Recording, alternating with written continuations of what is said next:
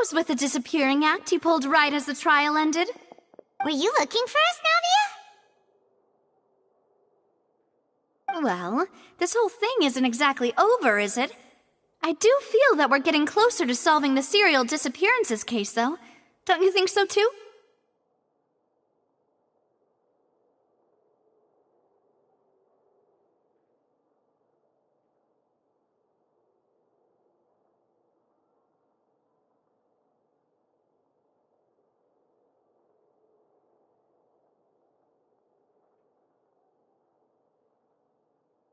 Huh? What's wrong, my dear partner?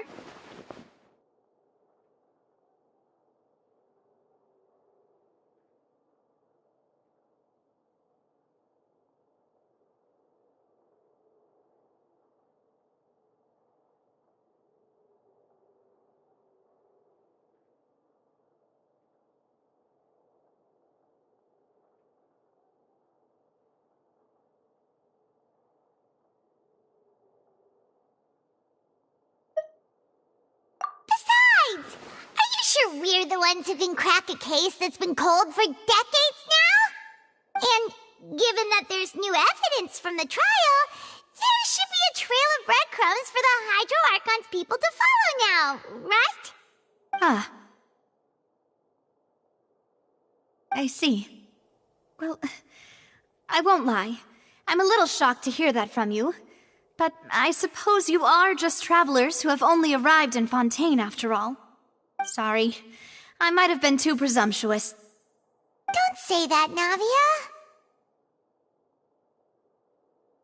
Ah, and we were having so much fun investigating with you, too. It was like having new waters flowing into a stagnant mire, causing new hope to spring forth, and the reflection in the murk to become clearer. Well, sorry about that.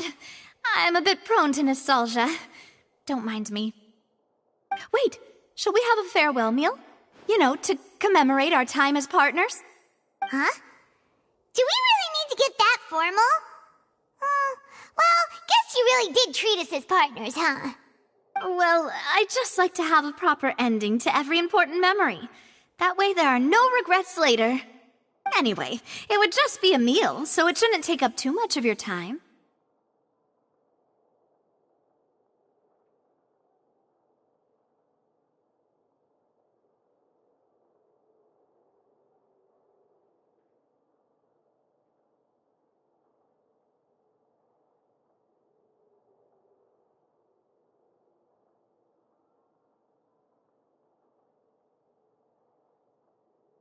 You don't have to twist Paimon's arm. If Boss Navia's treating, count Paimon in!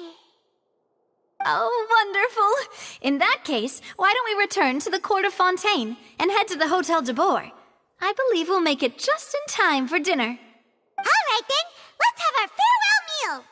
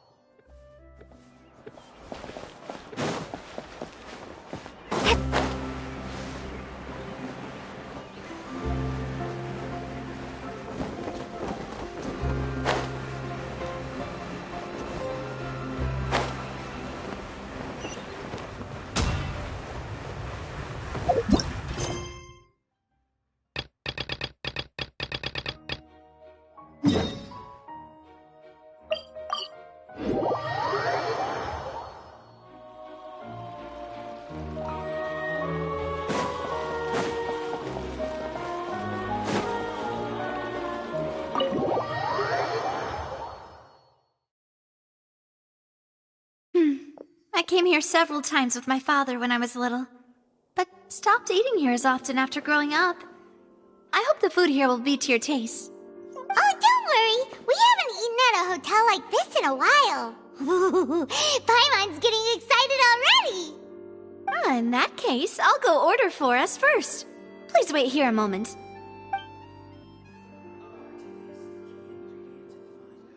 Ooh, everything looks so good. People in Fontaine sure know how to enjoy life. Why, of course. Go ahead, try whatever you like. If the food's good, I'll make a group reservation for the rest of Spina di Rosula next time. And if it's not? Well, then I'll still bring everyone. Albeit with only one dish per table. You, sure have your own way of doing things. Oh, we called this a farewell meal, but we could also treat it like a victory feast, right? We did just win that case after all. Oh, true. Very true. In that case, boss, we'll have another 2 dishes. Huh? Paimon didn't mean that you had to order even more food.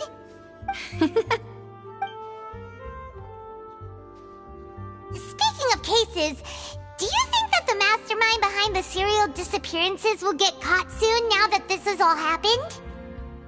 Well, we've certainly taken a big step forward, but I feel that's about it.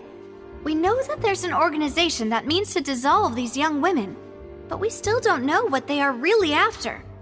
If it hadn't happened right in front of us, Paimon wouldn't have ever believed that a person could be dissolved like that. Right? Yet it was because this was such a preposterous notion that the investigation could never really move forward before. Ugh. If only that guy could have finished speaking! We were so close to hearing who was behind it. In such investigations, even the smallest step can seem like a yawning chasm if the trail of clues is cut off. To be honest, I don't have high hopes for any follow-up that the authorities might conduct. It's not that I don't have faith in their ability, it's just that a different perspective is required in some matters. It's easy to guard against and deceive a single narrow perspective. A shift in thinking is required at such times in order to produce a breakthrough, which is exactly why the Spina di Rosula exist. Those highfalutin folk are not all-knowing. That's why we exist. To seep into the cracks where filth falls through, where their watch fails them. That's the kind of problems we solve. Seems Paimon thought things were simpler than they actually are. It's all right. Well, this was supposed to be a farewell meal, so I doubt you have further interest in this business, right? Let's talk about something else. Like, what are your future plans?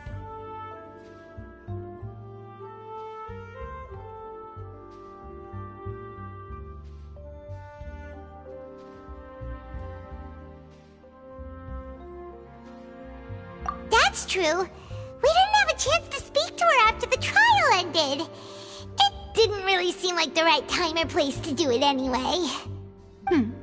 I see. So, your was to have a chat with the Hydro Archon. I've heard that there's a long line of people waiting to meet Lady Farina. I suspect you'll be waiting for quite a while, considering that you missed your chance today. Yeah, we've heard that she's super popular here in Fontaine, and that it'll be tough getting any of her time. Well, would you consider some more, unique ways? Perhaps even methods of, let's say, questionable legality? Guess that's Spina di Rosula's boss for you. Chock full of sketchy ideas. Well, what did you have in mind? Well, one way would be to infiltrate a performance troupe at the Opera House, only to abandon your act at the play's climax and ask to speak to her after the performance. I'm sure Lady Farina would be eager to see the ending, and would agree in order to finish watching the play, don't you think? Could you suggest something a little more practical? This plan seems pretty hard to pull off. We'd have to go learn how to act, and acting's really hard. All right, here's another. Find a way to conceal yourselves under her bed. Then wake her up in the dead of night and demand answers. Don't let her go back to sleep until she answers all your questions. I can personally testify that this one works. When I'm sleepy, I'll do anything as long as I can finally get some sleep. That might work, but that's not really the problem. The problem is we don't want to get ourselves arrested.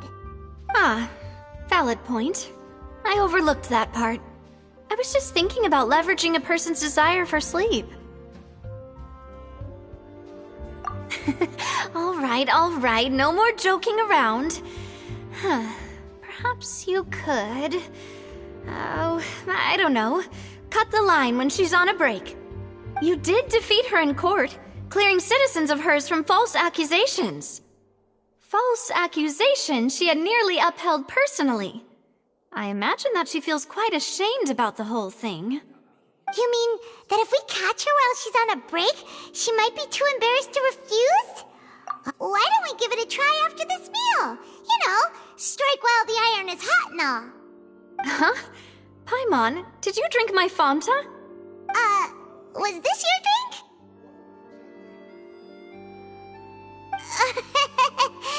Sorry about that. Paimon wasn't really paying attention and the cup was right next to Paimon. Would you like to order another? No, it's fine. We're just about done here. Alright. Honestly, Paimon wouldn't recommend Fanta anyway. It tastes kind of salty and icky. Is that so? Huh. Well, in that case, we'll have to blacklist the Fanta here then. If we're all finished eating, then I'll go pay. Yeah, we're stuffed. Thanks for the treat, Navia.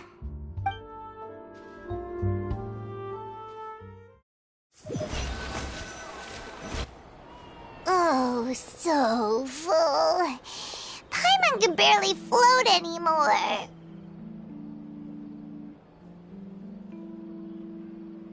Nah, that would be so... normal. You know, like you. Okay. As for expenses this month, we're left with... Hey, Navia! What are you doing over there? Oh, nothing. It was just a meal, you know? Nothing the Spina di Rosula can't cover.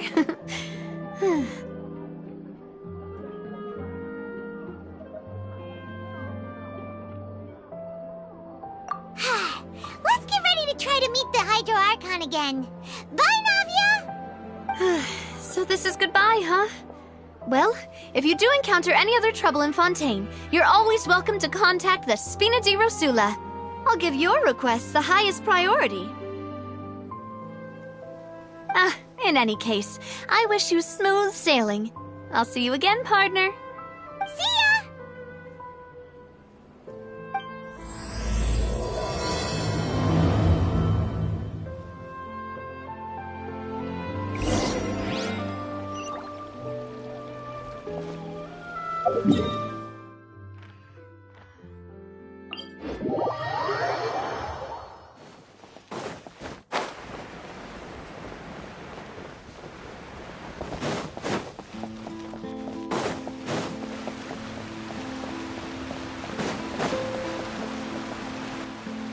There aren't many people around anymore.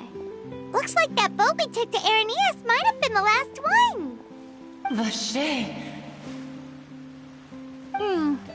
Looks like we're back here again. Huh? Traveler?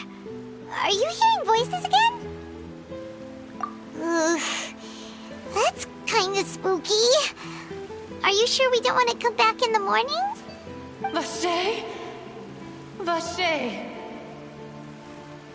Hey, why are you still walking towards it? There might be something nasty in the water. Huh? Hang on. Paimon can kinda hear a voice. It's calling for Vache, right? Hey, Traveler? Stop walking! Come on, wake up!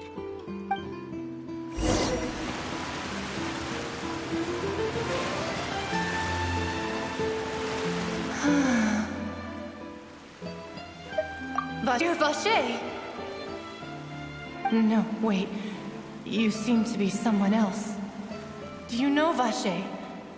Do you know where my love is?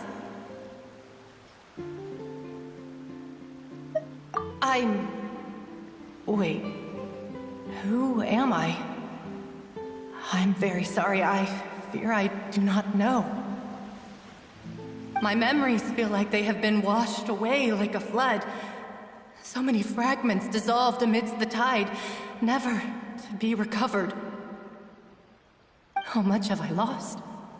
How many things that I once held dear while on land have I since forgotten?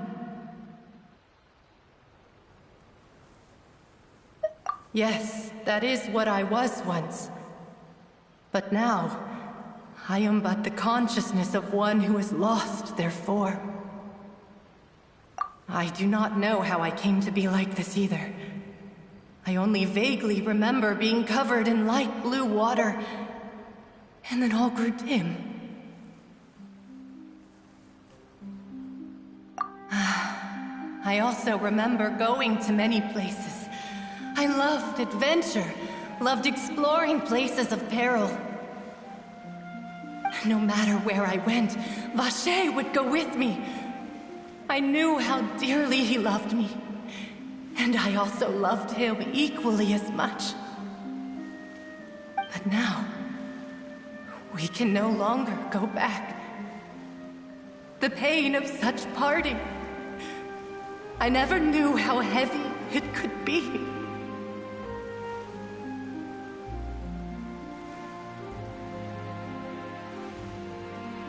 No! Our reunion no longer has any meaning. There is no way for us to create any new memories. The thought of me gives him no succor.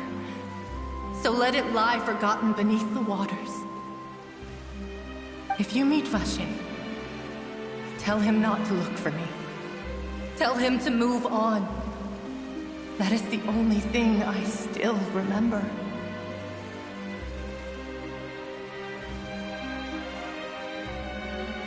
Perhaps that is so. As I was submerged in the waters, losing consciousness, I saw Vache above the surface. His eyes were filled with such sorrow, such longing. If only I could have comforted him, told him that I did not suffer. Indeed, I had felt a great warmth.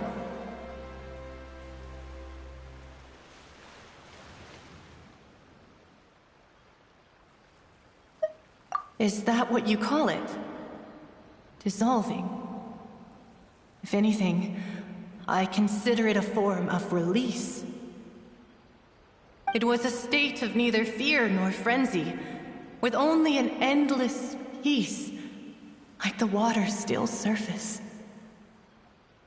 I could also liken it to being a thirsty person who drinks water for the first time, and only then sees how they have lived for so long in a world of endless want and anxiety.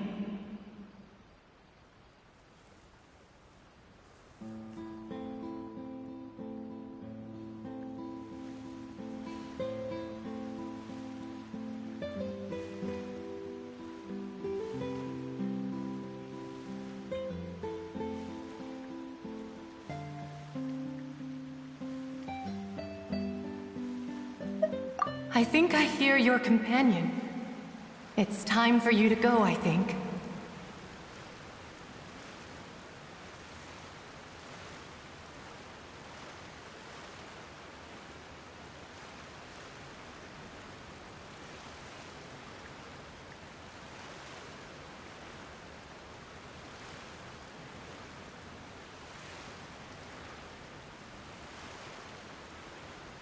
Farewell, then. I am glad that you were able to sense my presence. Remember, if you see Vache, tell him not to seek me out any longer.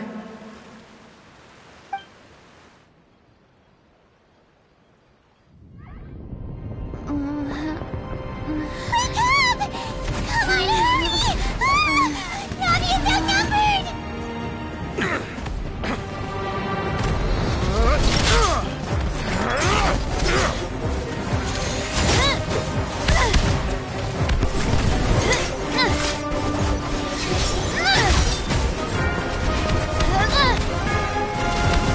out! Look out!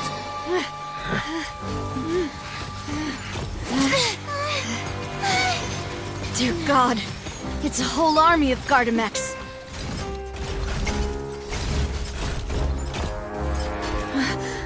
Chlorand?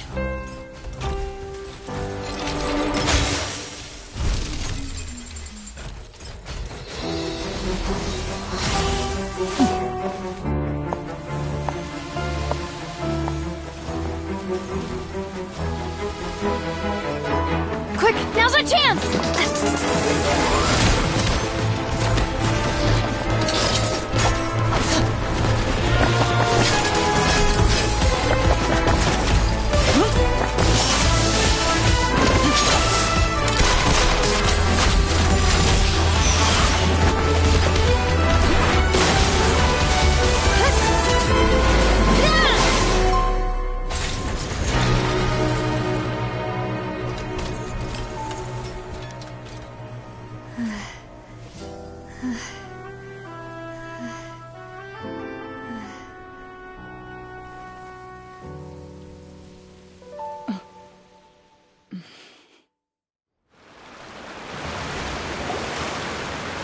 I should thank you for lending us your sword there, Chlorand.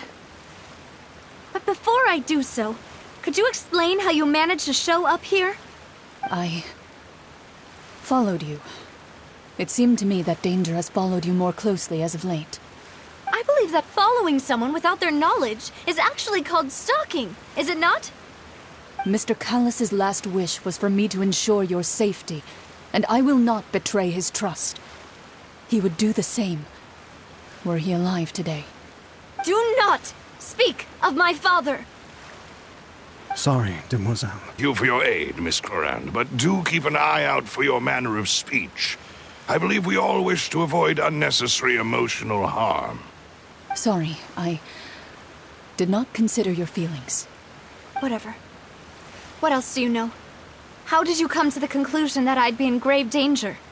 I doubt I know much more than you, but I believe that the mastermind behind the serial disappearances is very powerful. Your performance tonight will almost certainly attract their attention. I'm sure they've known about me. To be honest, I'm shocked it's taken them this long to act against me. And what about these Gardamex? I thought only those associated with the Maison Gardiennage could control them. None of these mecha have serial numbers. I was sure to check a moment ago. They are not the ones used by the authorities to enforce the law. I can only conclude that some powerful or wealthy party must have obtained them via illegal means, deploying them as a private force of sorts. What? Your point being that they're out of Spina di Rosula's league, then? Yes. Be careful, and do not act rashly. I will continue investigating no matter what. We will bring the truth to light. That's my father's true last wish. Regardless, thank you for your help today, Chlorand. But if you get any ideas, tell me first. I don't much appreciate being followed. I do not think that they'll strike again anytime soon. So I shall stop following you. Good day, all.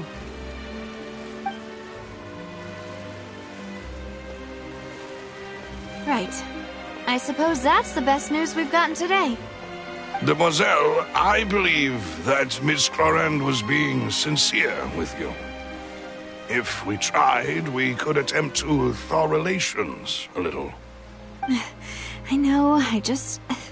She's... Oh,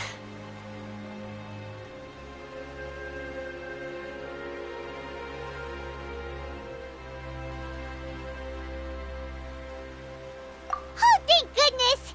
Paimon thought we were done for! Those Gardamex came out of nowhere while you were unconscious, and Nadia and her gang saved us!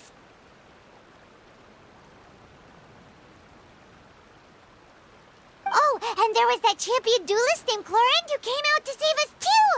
We got lucky there. Paimon probably couldn't have fought them off otherwise. Oh, come now. Forget all that polite talk. That wasn't really a farewell meal we had back there. Not for me, anyway. In truth, I hope that every meal we have together shall be a victory feast. As such, We're still partners. There's no need to thank me. It will take 50 years for me to match Demoiselle's magnanimity. If it were me, I would have joined the Spina di Rosula on account of her goodwill long ago. All right, you two. That's enough. Actually, Navia, how did you know that we were in danger? You sure did show up in the nick of time. Well, to be honest, you're the one who tipped us off, Paimon. Huh? Really? Paimon contributed somehow? Ooh, Paimon's even more amazing than she thought! Yes, all thanks to you grabbing my drink by mistake. How did that help? After we parted ways, I was on the way back to one of our bases when I suddenly thought of what you said. That the Fonta tasted kind of salty and icky.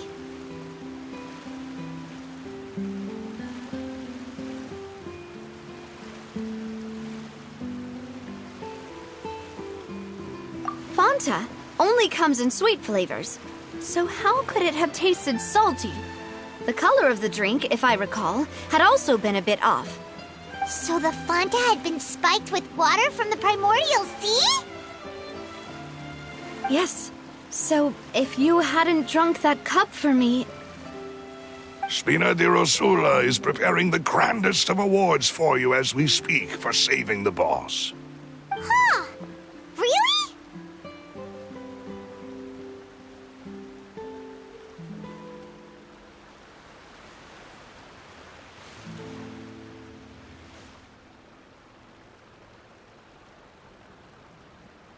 I sent people to Hotel de Boer to investigate, but whoever did this left no trace at all. That's when I figured out that you might be in danger and hurried here as quickly as I could. But why would they go after us too? All we did was defend Linny in court and help clear his name. Ugh, now we're caught up in this mess too, aren't we? Well, you did foil a plan that they were probably pretty proud of, and almost got their name in the process. Speaking of which, did anything strange happen when you drank the primordial seawater? Well, it can't be coincidence that the traveler fainted just now. She said that she heard that voice calling for Vache again.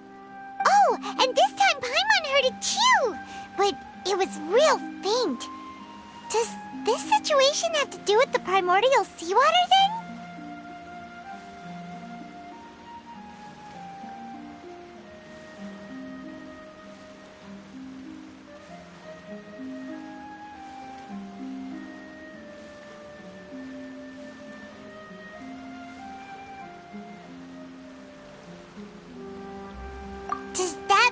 Primordial seawater raises someone's sensitivity to hydro when it's used on people who are not from Fontaine? That doesn't sound like too much of a bad thing, to be honest.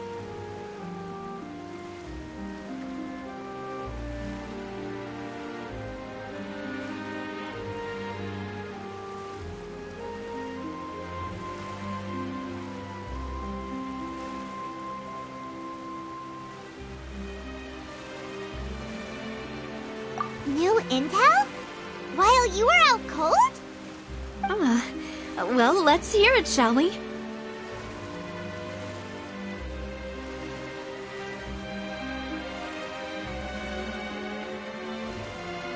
Oh, that is important. Vache. That name doesn't ring a bell. I suppose he hasn't stepped forward as a witness in court lately. Since he saw that young woman dissolve, he was at least at the crime scene.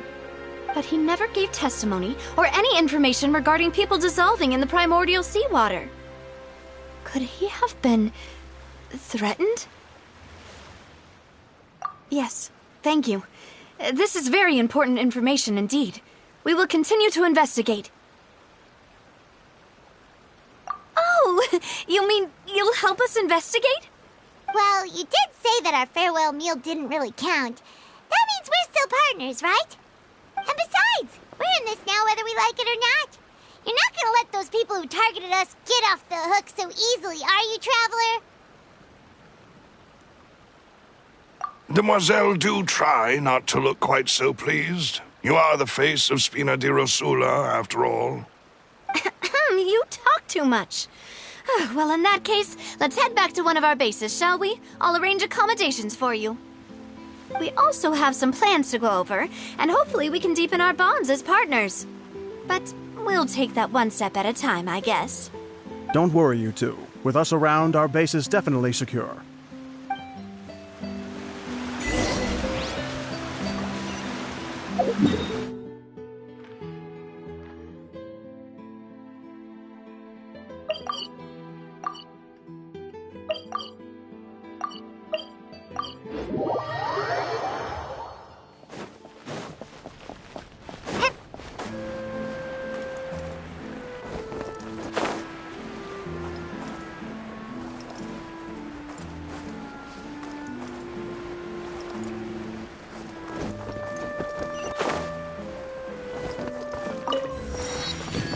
Time to go.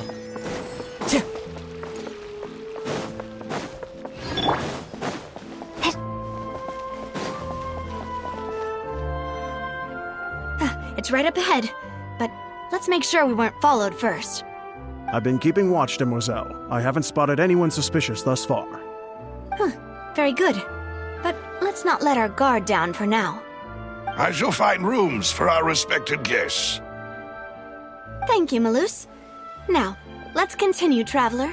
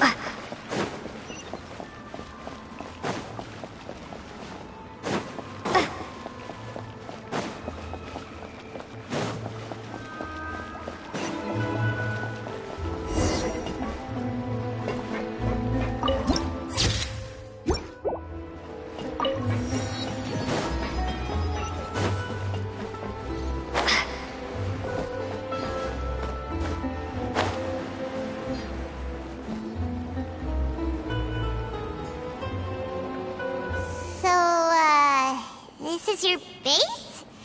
It's not quite what Paimon imagined. Your accommodations have been arranged. Under the present circumstances, I can confidently say it's the best we have. Well, our funds have been a little tight lately. After all, we don't allow illegal or unethical profiteering. In fact, our funds often come from citizenry who support us.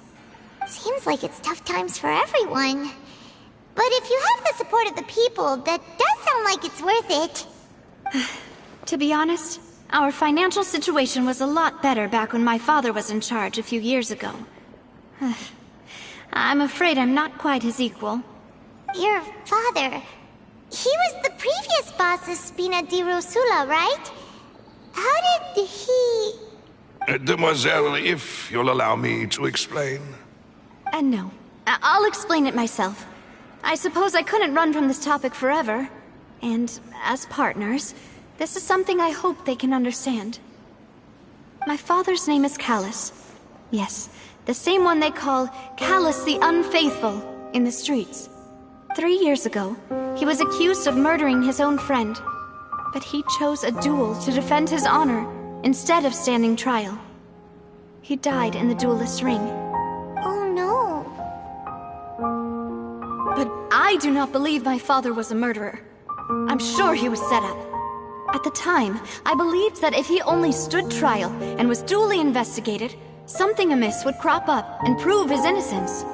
But strangely, he not only requested the duel himself, but rumor has it that even after being seriously injured, to the point where he could be deemed as having lost the duel. He refused to surrender, determined to die in the arena. 3 years later, I still don't understand why he did that. How could he protect his honor if he's dead? If anything, he gave up his chance to defend himself.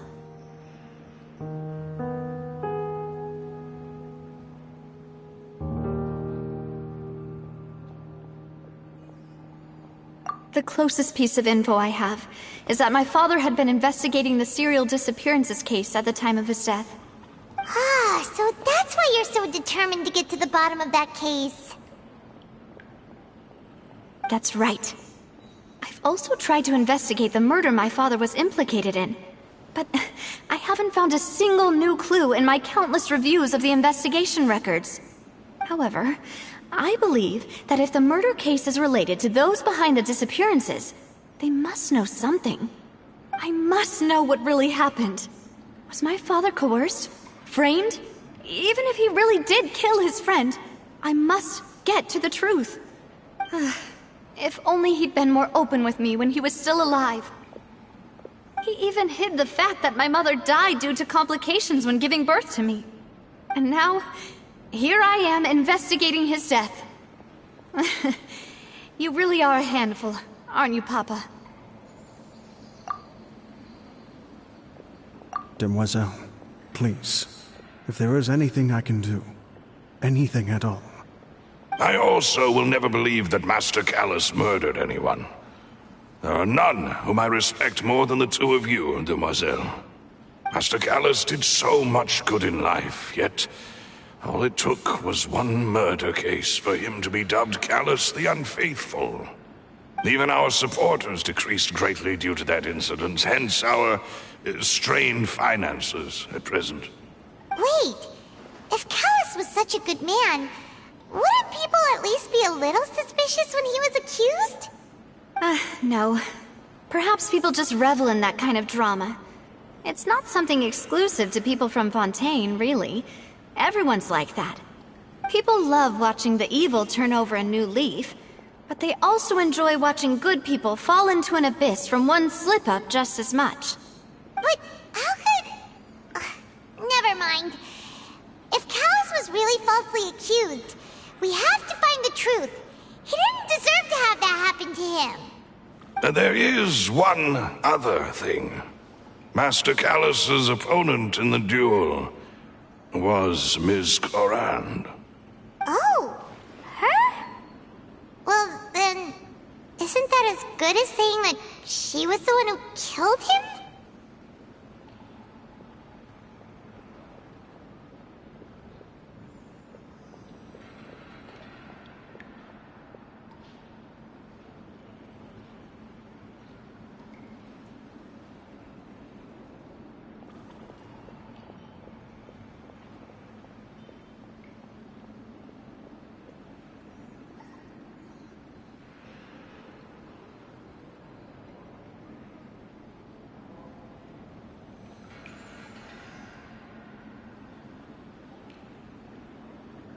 Yeah, that's not the sort of thing that you can just let go and move on from. Miss Clorand has always placed great emphasis on the honorable nature of the duel. If her opponent doesn't yield, she will not stop either. She knew Master Callus beforehand and greatly respected him, but seeing how he was resolute in the arena, there was only ever one choice she could have made. It's not that I don't understand her at all, but I just can't deal with this yet. Don't worry, Navia. Paimon knows how you feel. You don't have to force yourself to do that. Afterward, Miss Clorand told us that at the start of the duel, Master Callus requested that she ensure Demoiselle Navia's safety. Yes, that is our understanding as well. Oh, Papa. What madness drove you to ask the person who killed you to take care of me? All right, anyway, that's the information I wanted to share with you. Even if it did sound like I was just complaining towards the end.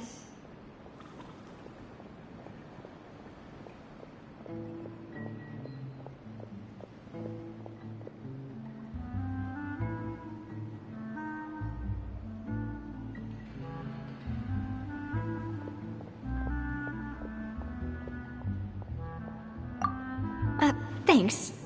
You two should go and rest. This was quite a day after all. Yeah. Paimon's beat. Please, relax and get some sleep. We will ensure you rest soundly.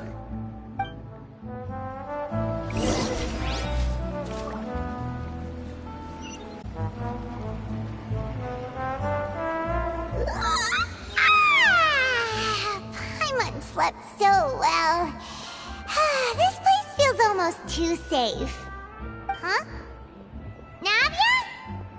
Where did the other two go? I sent them back to Poisson. It's Spina de Rosula's place of origin, and where we have our headquarters. There's not much for them to do here at the moment. Paimon gets the feeling that you're just trying to get them off your back. But never mind that. When did you get back?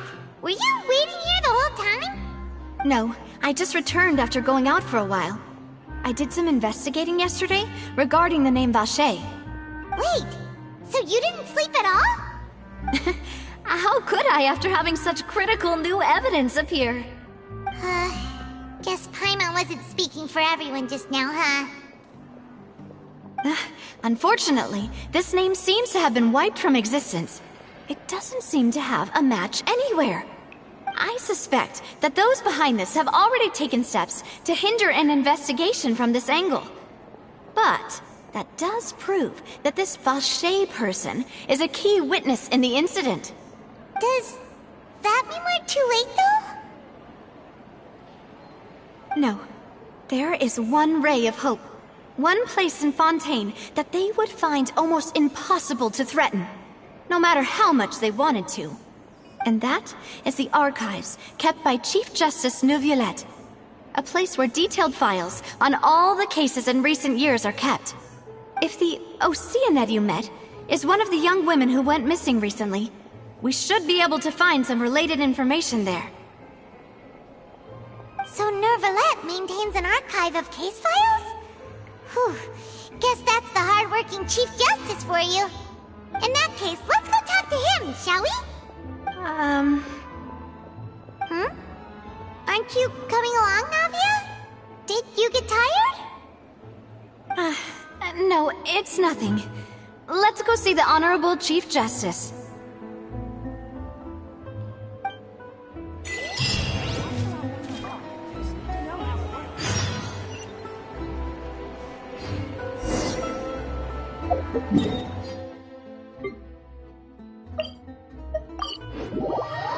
The Palais is right up ahead. Come on.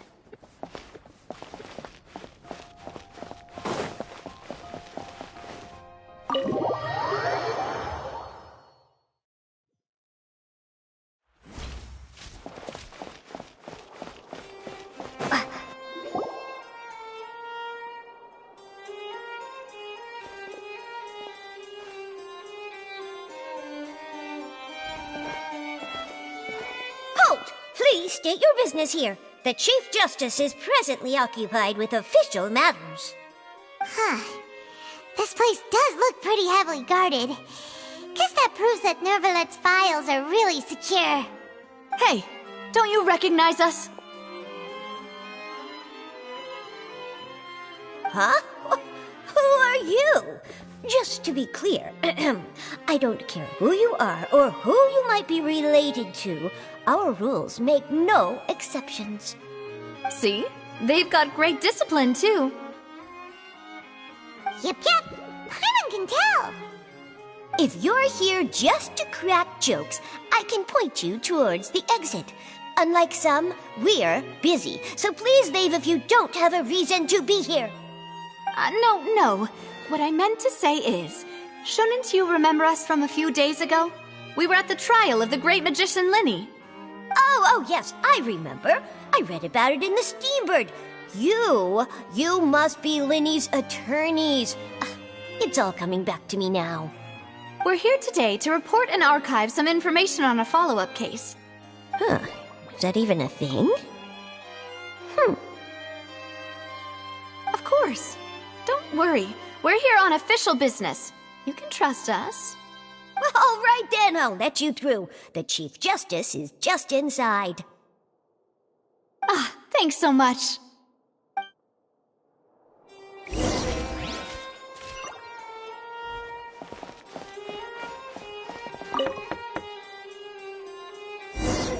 Please come in. Sorry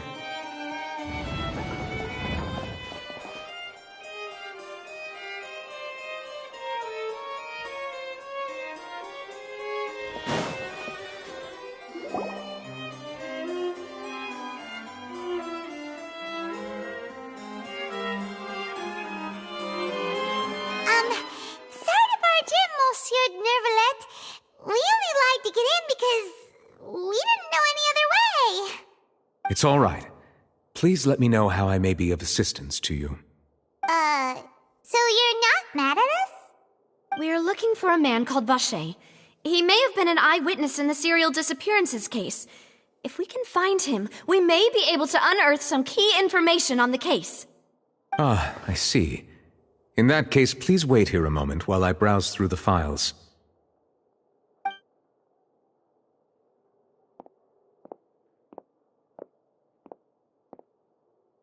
Who knew that Nervalet would be so easy to talk to?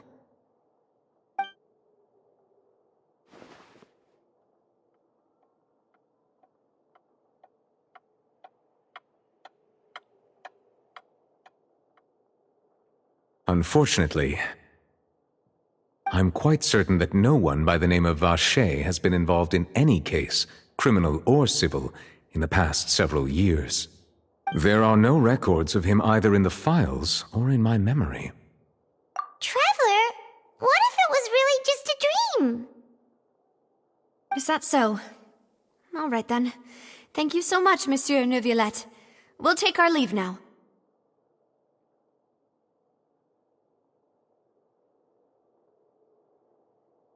Ahem.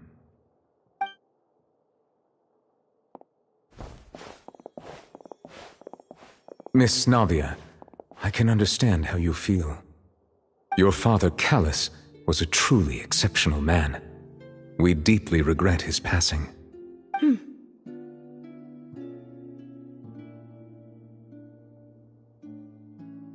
And what are you trying to say, Monsieur Neuvillette? Are you trying to console me? Extend your sympathy? Or just express some tendril of regret? No. You are not trying to do any of that. I can hear it in your voice. There's no emotion behind your words. You only said those things because you felt like you should.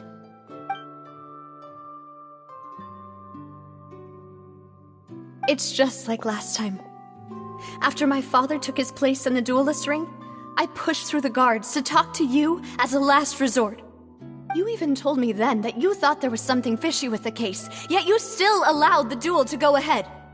In your eyes, the value of a human life is nothing compared to those cold laws you hold so dear.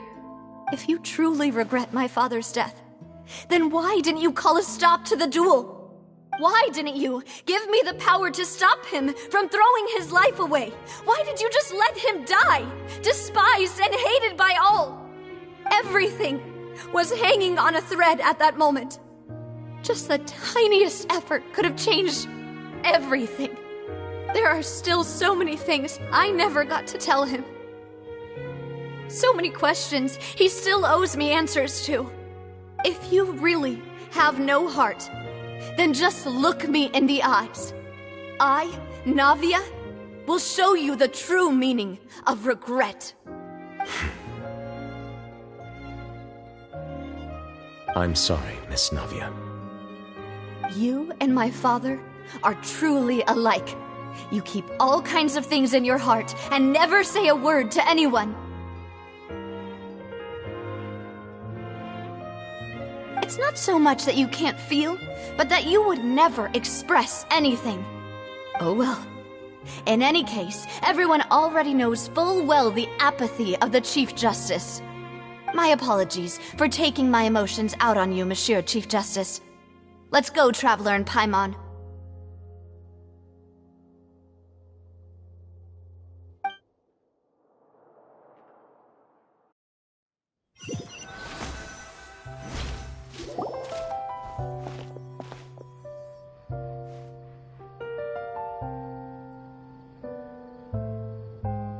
Navia, are you okay? I'm fine.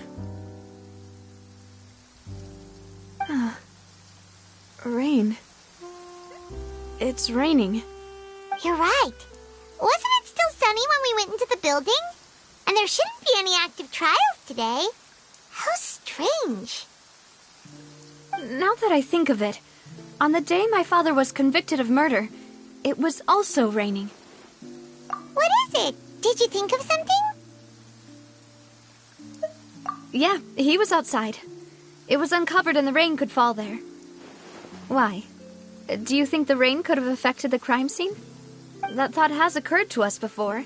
We've even expanded the search area to try to account for that, but didn't find anything of value. Oh? Wait. You don't mean...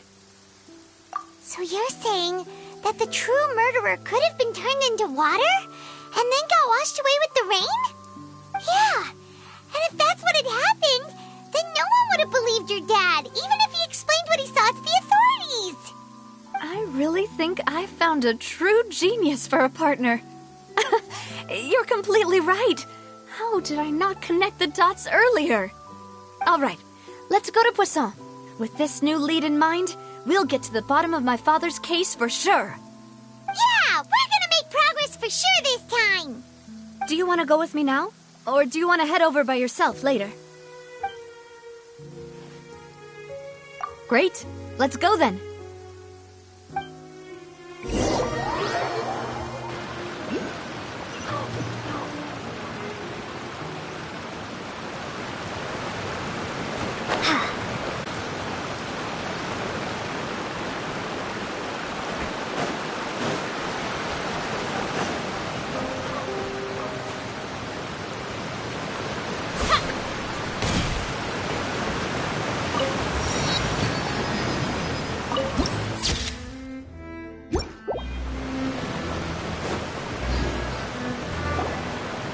Whoa, what a huge ship!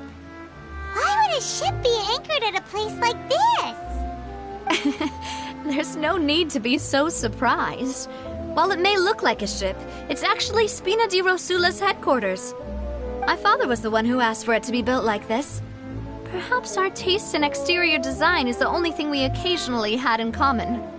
A gigantic and glamorous ship embodies discovery, opportunity, ambition, and conquest. It symbolizes Spina di Rosula's bright and limitless future.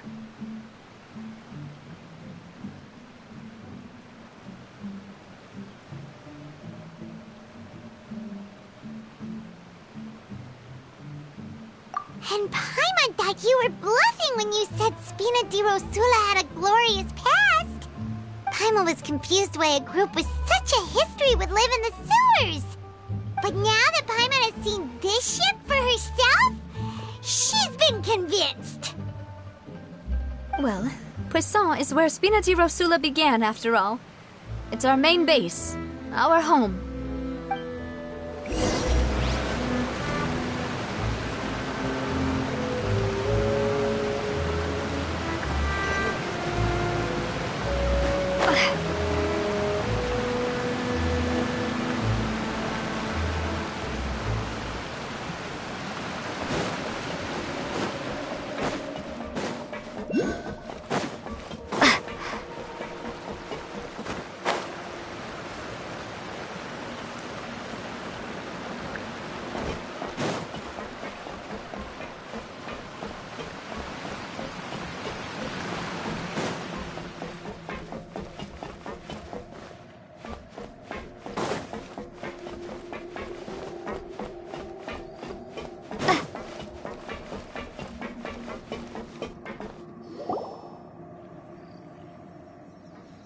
Melus, we're back!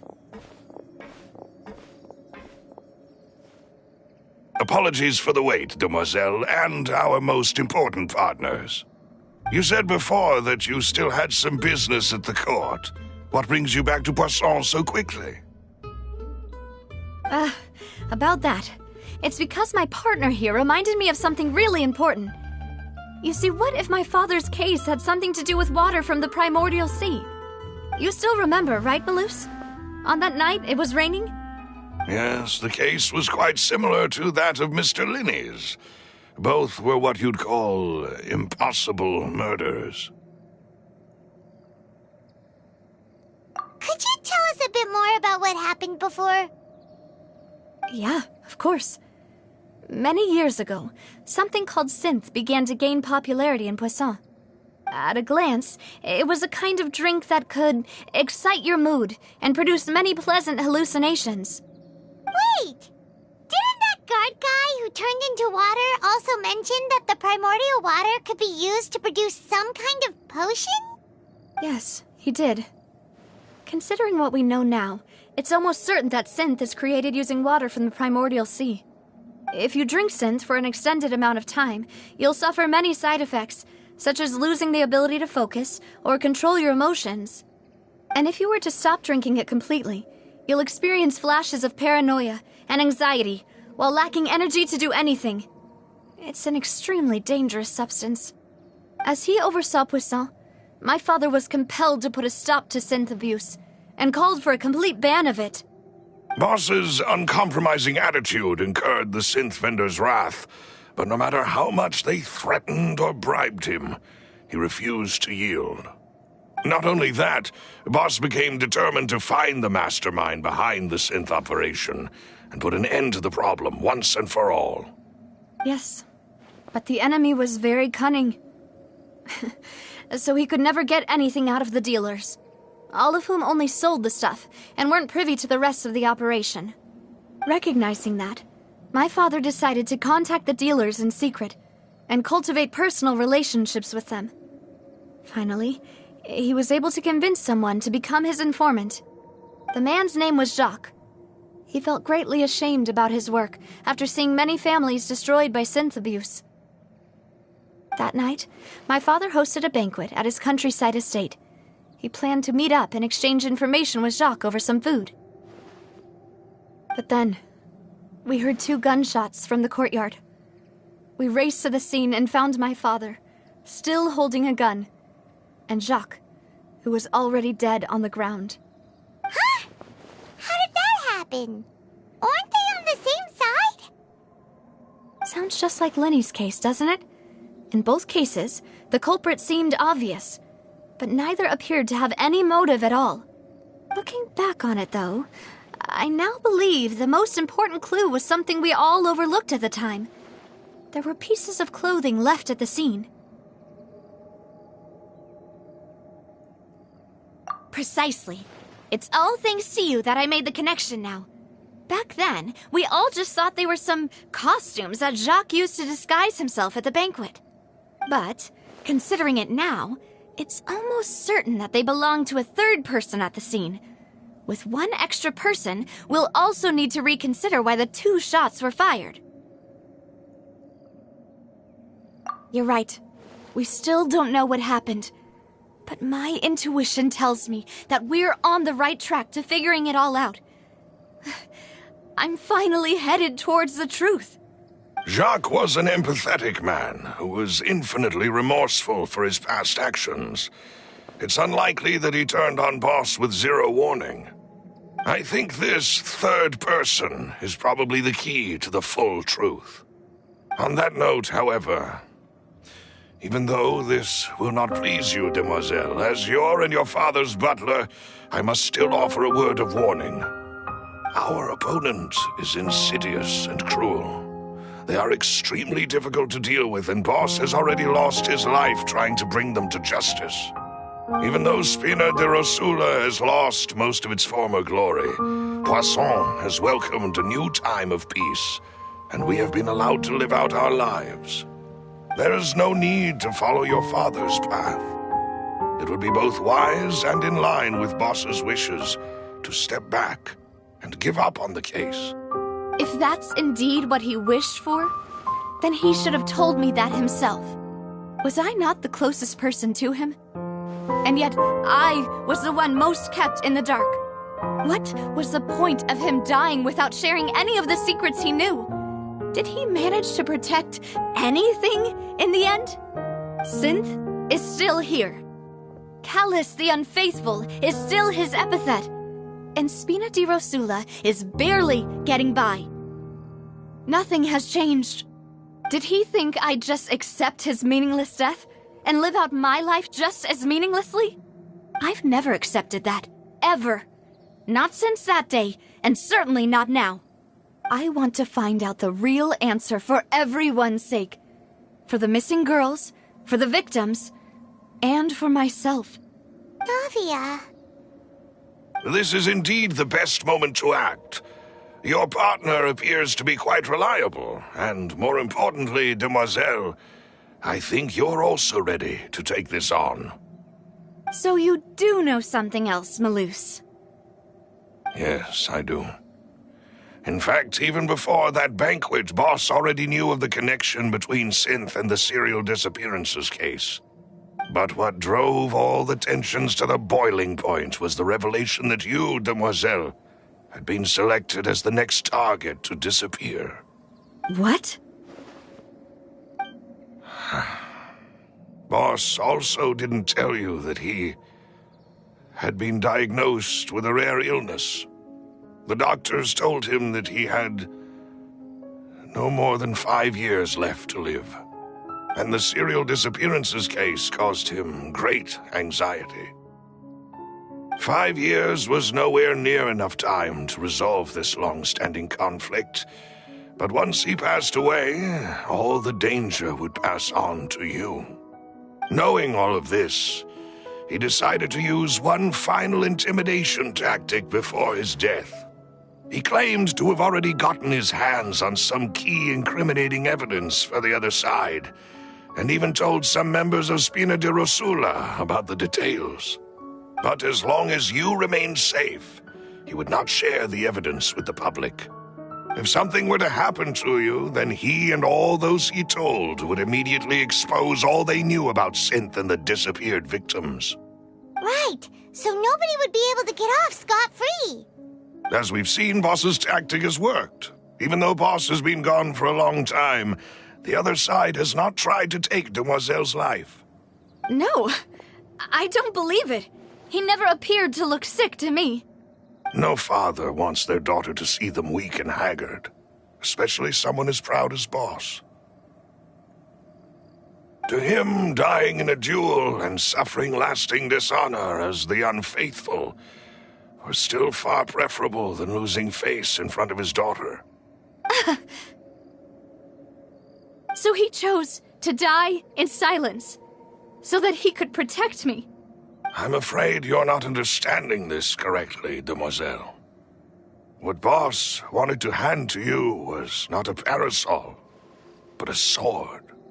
If Boss's spirit could hear you telling me that you want to find the answer for the sake of everyone involved, I'm sure he'd be extremely proud. That fool. Couldn't he have just given it to me straight? No. He might have set up everything precisely because he never thought I'd be able to understand him. Is that the amount of confidence he had in me? And what if I was never able to make it to where I am now? Yeah. I suppose that's true. With the way he'd set things up, if I had wanted, I could have just lived out my life without a care in the world.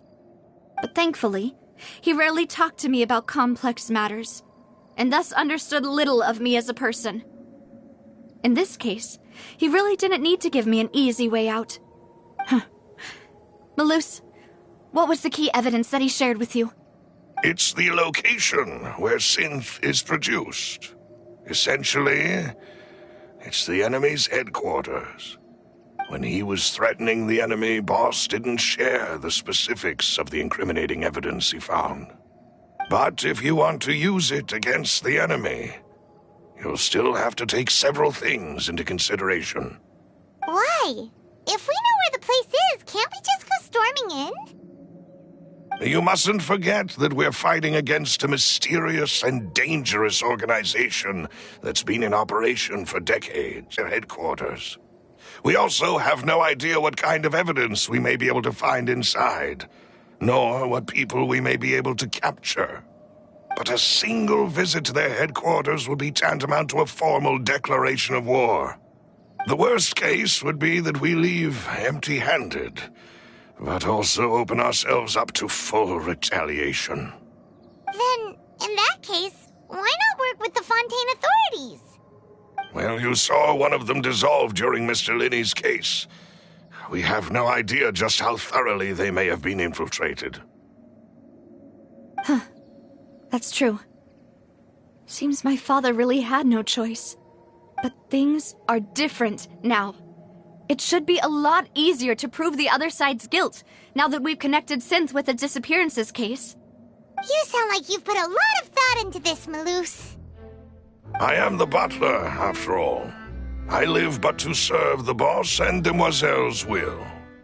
I've always been willing to take on any kind of risk for your sake.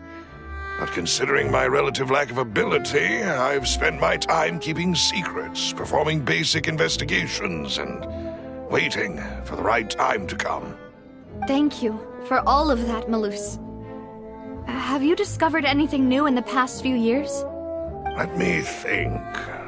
One conclusion I came to was that the enemy must be quite familiar with Spina di Rosula, or at least have an informant planted here. When I announced orders to the organization's members on Demoiselle's behalf, I used to deliberately keep a few people in the dark and observe the reactions of the synth vendors. If the vendors didn't change their plans, then the individuals informed of our orders must be innocent. If the vendors packed up and fled, however, then someone must have given them the news. After several rounds of testing and investigative tracing, I've narrowed the suspect list down to 3 people. The first is Florent, Spina di Rosula's senior advisor. Huh? Florent? Yes, surprising, isn't it?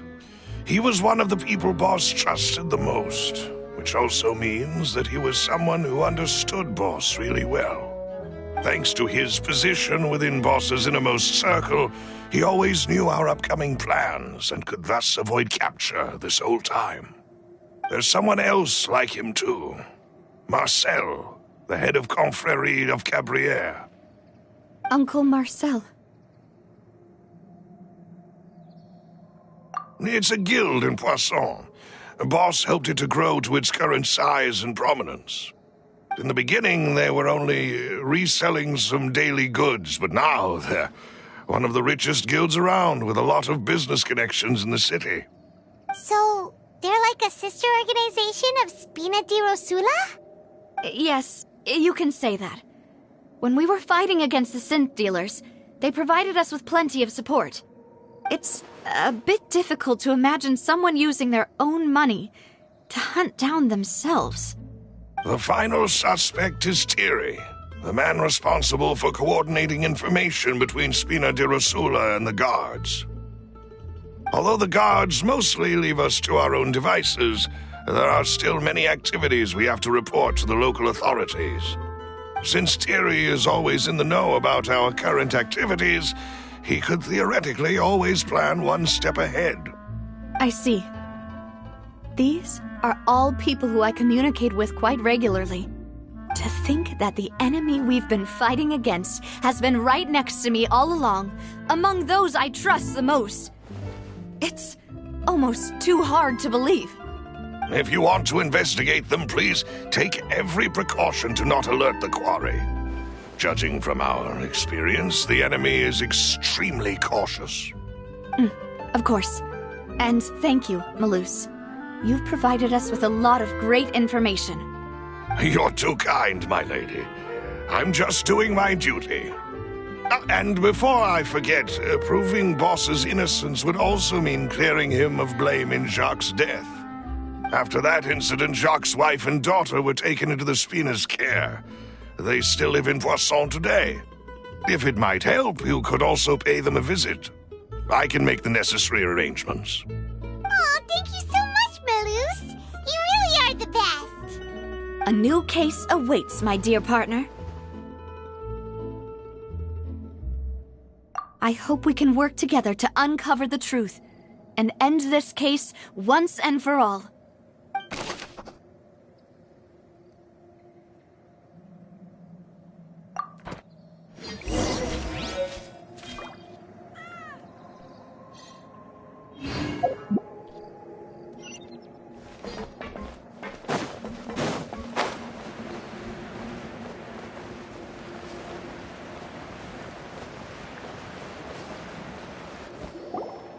It is settled, then. Please excuse me, and enjoy your conversation at your leisure. Thank you for arranging everything for us, Malus. Excuse me, miss. Do you need anything from us? Hey,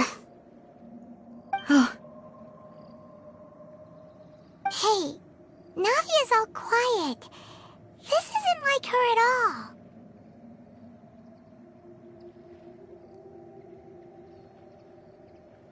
I'm sorry that I only came to visit after all this time. After what happened, I didn't know how I was supposed to face the two of you. Ah, if it's about that, there's no need to apologize. After my husband died, Spina di Rosula sent us a lot of mora and support. I understood your guilt and apology to be genuine. But aren't all of those things nothing compared to the loss of Jacques? I can understand the kind of pain that comes with losing a father so needlessly. You don't understand at all.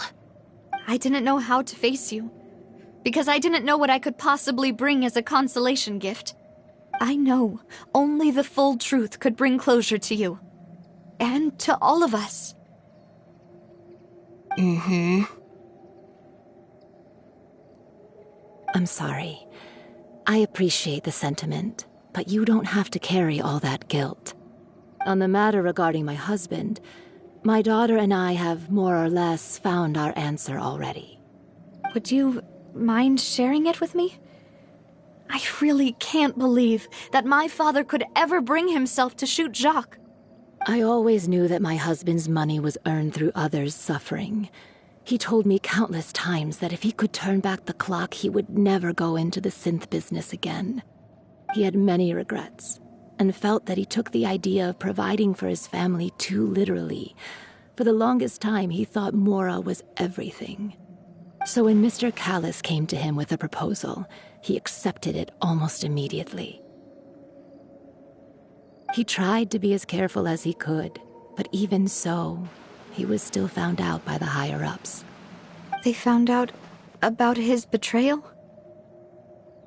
Papa didn't say that exactly, but Papa did tell me that I should never be ungrateful. Before he left that day, he told me that he had no choice. It was only later that I realized it was his final farewell to the two of us.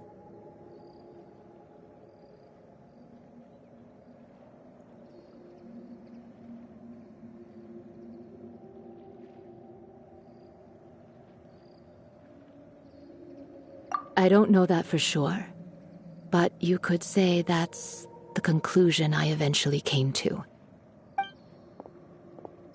Which is why I'm the one who should feel guilty. Callis had always taken great care of us, both when he was still alive and after he passed away. Even if he fired the shot that killed my husband, it was likely in self-defense. It is impossible for me to hate him for what he had done. But Mama, why is Papa still the bad guy if he did the right thing? Papa always wanted to be a good man, so why did he have to do a bad thing in the end? Well, things aren't always as they seem. You still feel like your Papa was a good man, right?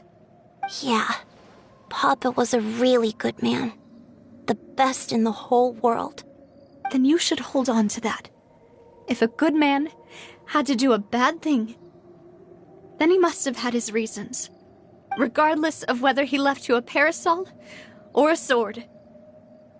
He must have done so to give you a better life. Oh. Thank you for everything you've told me. I will definitely find the truth. The current state of things is not something I'm willing to just sit back and accept. Thank you. I'm very grateful to hear this from you. Even though your personality is quite different from your father's, your determination when you speak is really similar. You really think so? That's the first time anyone said that to me.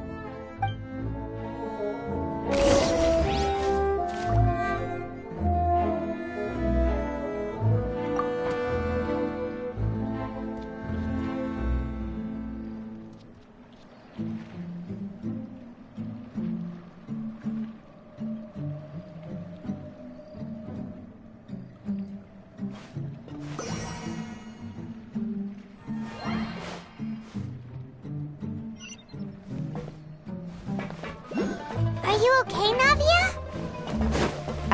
I'm fine. Don't worry. Let's investigate the 3 suspects next. Laurent should be nearby, and we should be able to find Thierry and Uncle Marcel in the city. I'll get myself together on the way, so please don't worry.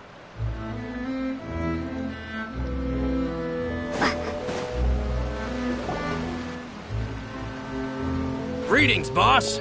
How may I be of assistance today? I'm sure you've heard about what happened at the Opera House. Someone got turned into water right in front of us. Yeah, I've heard. With something that dramatic, I'm sure journalists will milk it for all it's worth. And it'll be all the talk for the next several weeks. It also reminded me, on the day that the incident happened with my father, it was raining outside, and we found some clothes left at the scene. After my partner here put the dots together for me, I feel like we should try to reopen his case. Can you do me a favor and try to recall what happened that night? Let me think. Mr. Callis was feeling pretty upbeat that day. So he was drinking and bantering away with us at the table. After that, he told us that he wanted to go get some fresh air. So we let him go without thinking much of it. Who knew that we would hear 2 gunshots ring out right after? My first reaction was that Mr. Callis's life was in danger.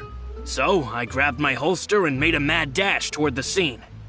But when I got there, it was already too late. Mr. Callis was standing over a dead body with a gun in his hands. All we could do was look back and forth at each other, not knowing what to say. So you also remember 2 gunshots then? Indeed. The guard said that the first shot didn't hit anyone, while the second killed Jacques. But I've never really bought that explanation. Reason being, Mr. Callis had left his gun on the table.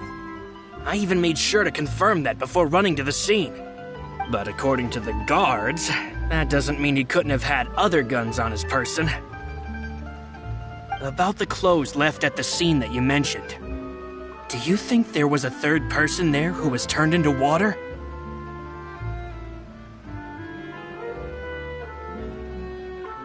At least from our perspective, my father had no reason to kill, so he would also have no reason to bring an extra gun with him.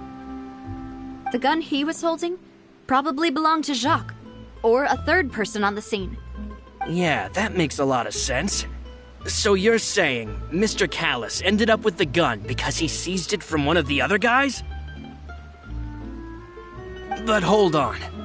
If that's what had happened, then why didn't he share the truth with any of us? He didn't even want to face the Oratrice machine, and chose instead to prove his honor in a duel. Did he lose all faith in the courts after seeing someone dissolve right in front of his eyes? About that, Malouse told me a thing or two, so I think I can understand why he committed to the duel. I'll tell you everything once the whole truth has been revealed. I understand. Hands, boss. And if I may just say one more thing. The whole Callis the Unfaithful epithet has been a thorn in my side since the day it was invented. Many people have laughed at me for still calling him Mr. Callis, even after so many years have passed. But it was Mr. Callis's trust that allowed me to rise through the ranks of Spina di Rosula and live the life I lead today. No matter what others might say, he'll always be the man I respect the most. And he'll always be my boss. Don't worry. I will definitely find the truth. You and all our other comrades at the Spina deserve to know the truth as well.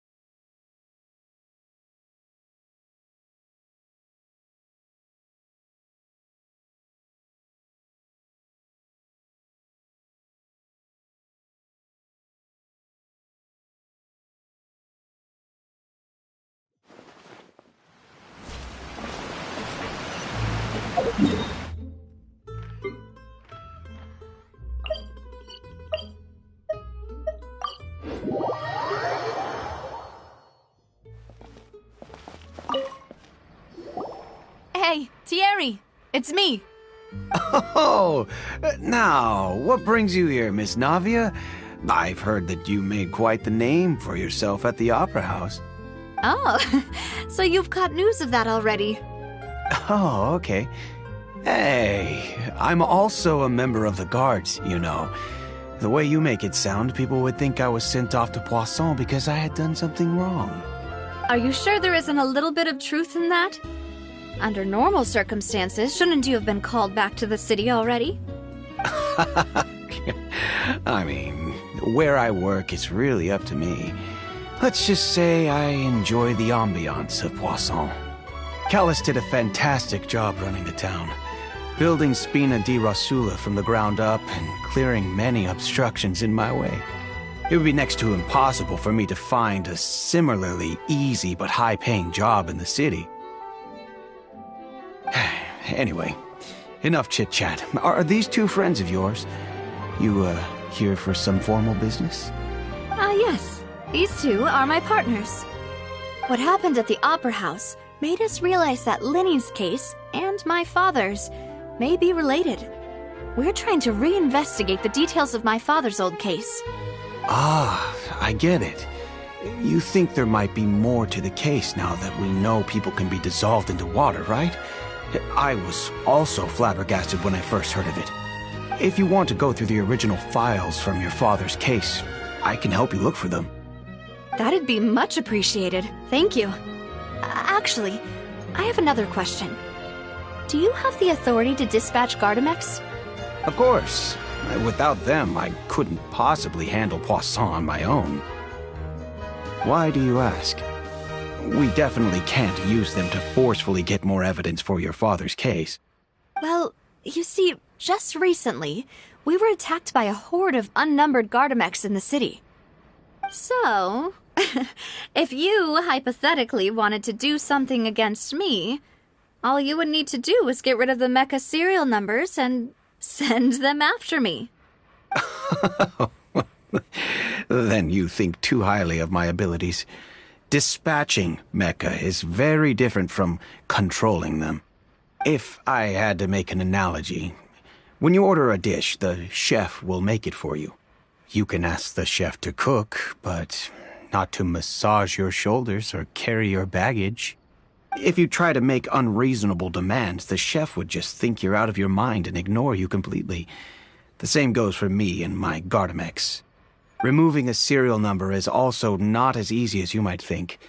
There are a lot of complex steps to it, and it's almost impossible to keep it a secret. So I can promise you, those mecha were definitely private units. They're certainly not cheap. So, whoever their owner is must be super rich, powerful, or both. Now that you mention it, though, being in the synth business would definitely be profitable enough to afford this.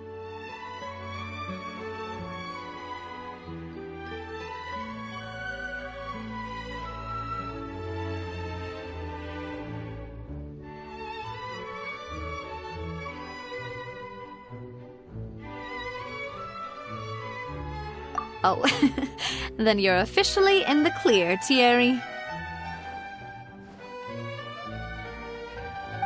Oh, well, thank you for the vote of confidence, Navia. Jokes aside, I'd like to wish you all the best with your investigation. I'll be staying in the city for a little while, so just come find me if you need any support from the guards.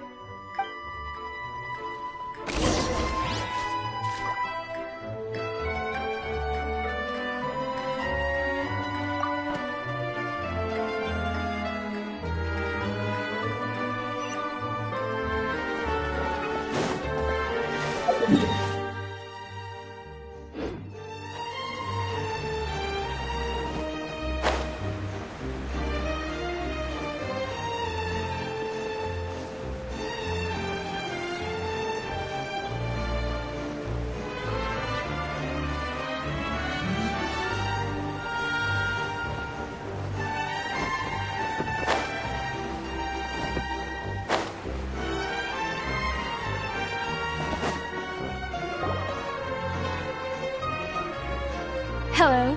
How may I help you? I'm here to see Marcel. Could you please let him know? You can just say Navia's looking for him. Sure. I will let him know right away.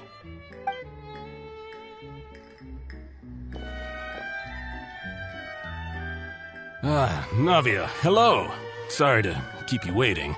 I'm not as young as I used to be, so my legs are giving out a bit. Oh, it's all right, Uncle Marcel. There's no need to stress. I just wanted to talk to you briefly about what happened in the Opera House. I'm sure you saw everything too, right? Yes, I've never seen anything so strange. Oh, you were at the Opera House too? That's right. I went there with Navia to see the magic show. Who knew it would turn into a whole murder mystery? I also witnessed your marvelous sleuthing work. Quite impressive. To beat the Hydro Archon at her own game on her own turf, I can already imagine everyone in Fontaine discussing your exploits over a few glasses of wine. Oh, Paimon doesn't want to become the talk of drunkards. Apologies. It's just how Fontaine is as a nation. Everyone loves drama and theatrics. Uncle Marcel, you've also noticed that other thing, right? The fact that humans can dissolve in water? Yes, I was reminded of your father's case right away. Is that what you're investigating now? Exactly. I still don't have much solid proof, but I can sense that the other side has already begun to act. Oh, and what makes you say that? We were attacked on Araneus by some unnumbered Gardamex. And there was also an attempt to get me to drink water from the primordial sea. If not for the vigilance of my partner, I probably wouldn't even be here talking to you right now. Oh, you're giving us too much credit. Wasn't it you who protected us? Alas, it seems things are heating up again. The peace that Callus sought so dearly will soon become a thing of the past. But rest assured, Navia, Poisson will always remain a safe haven for you. If you're scared, you can always return there. If anyone dares to lay their hands on you there, the Confrérie of Cabrières will use its funds to the last Mora to bring them to justice. Thank you, Uncle Marcel. But I don't intend to go into hiding. I'm going to strike while the iron's hot. Do you have any new thoughts on my father's case? About that. Sorry, my age is catching up with me, so it'll take me a while to recall my memory.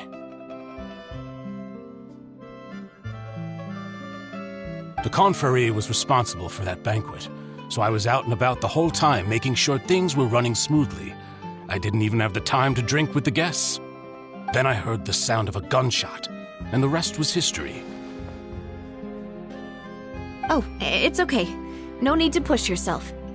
We'll ask around some more, see if there are any valuable clues elsewhere. Sounds good. Just let me know if you ever need Mora. All my wealth comes from Callus's patronage and support. I'll spend however much it takes to clear his name.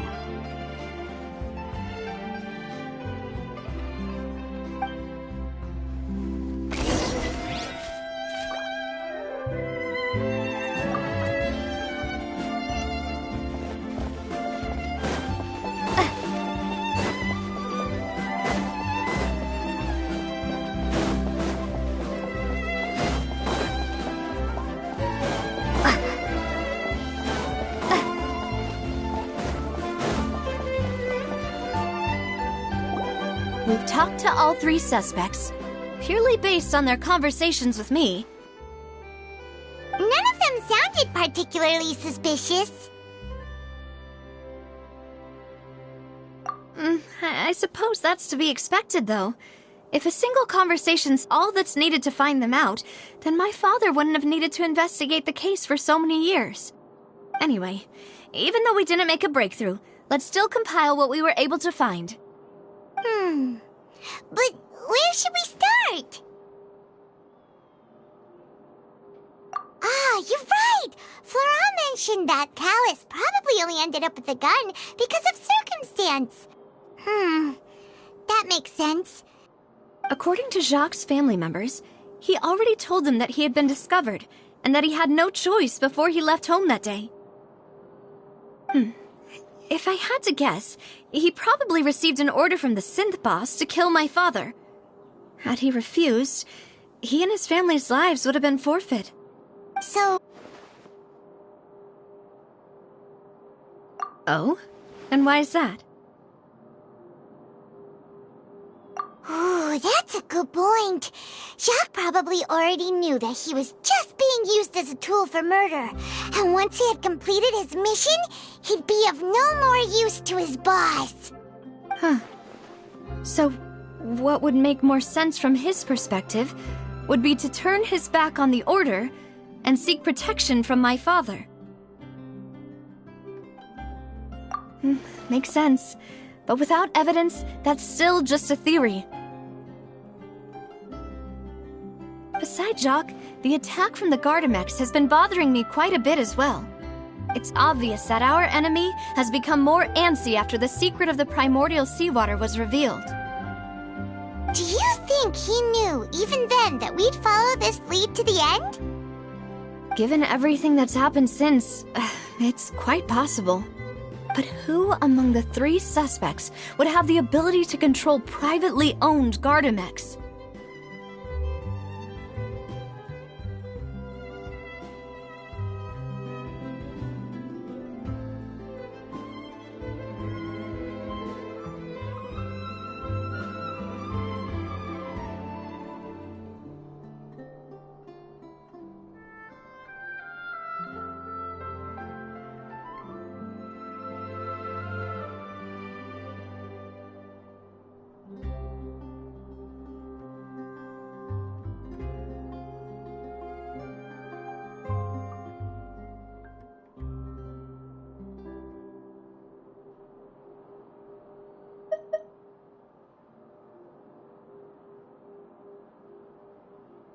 Uncle Marcel?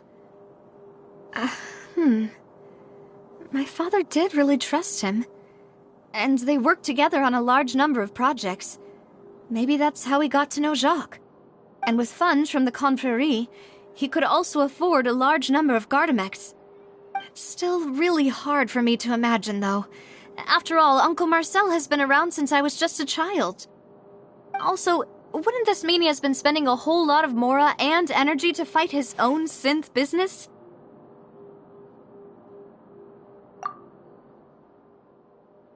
Florent? It is true that he was closest to my father, and thus had the best chance of learning about his dealings with Jacques. But as Spina di Rosula's advisor, his work mostly deals with personnel and security, so he shouldn't have much means when it comes to finances. So you're saying he's too broke to afford a mecha army? Exactly. He can't. And even if he could, I don't think he would be able to dispatch a whole group so quickly.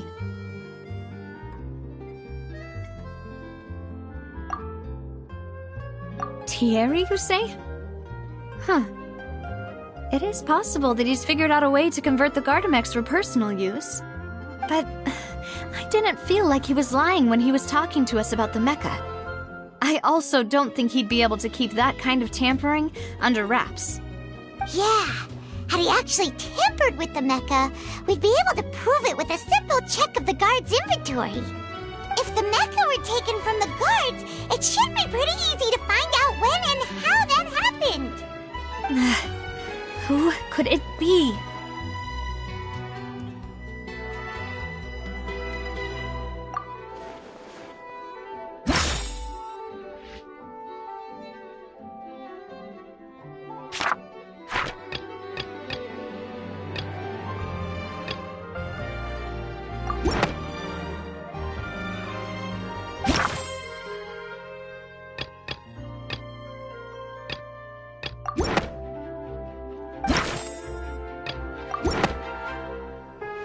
You know, if you think everything through, Uncle Marcel is indeed the most suspicious of them all. Could we be missing other suspects? Malus didn't know about the people turning into water thing when he narrowed it down to these 3, did he? Malus has always been very reliable, and his judgment of others' trustworthiness has been fair and well considered. When he laid out his case for the 3, the rationale he gave me made a lot of sense as well. The suspect is knowledgeable about the Spina's internal affairs, has the means to dispatch Mecha to assassinate us, and possesses significant intellect and foresight. Even if I don't want to believe it, I'm starting to see how things could all tie back to Uncle Marcel. Well, we still have another trump card on top of all the theorizing and speculating.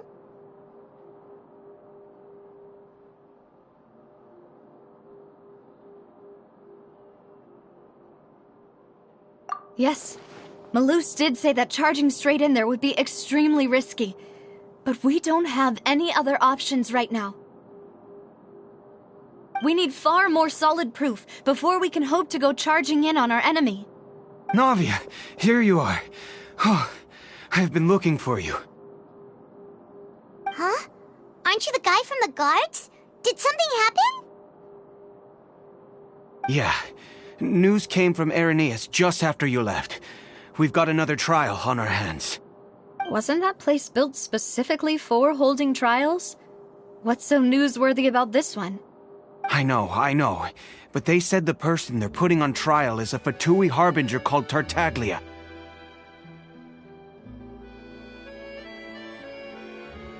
What?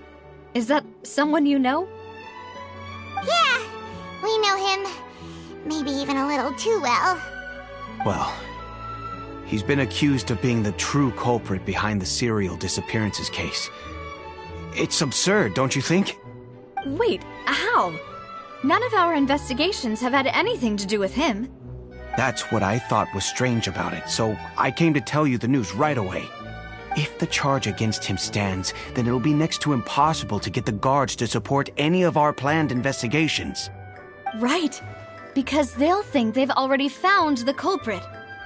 Yeah, and it'll be a lot harder then to clear Mr. Callus's name. I understand.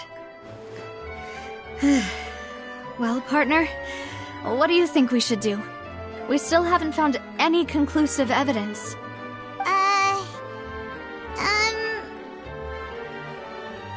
Huh? Split up? What do you mean? Just as expected of my partner.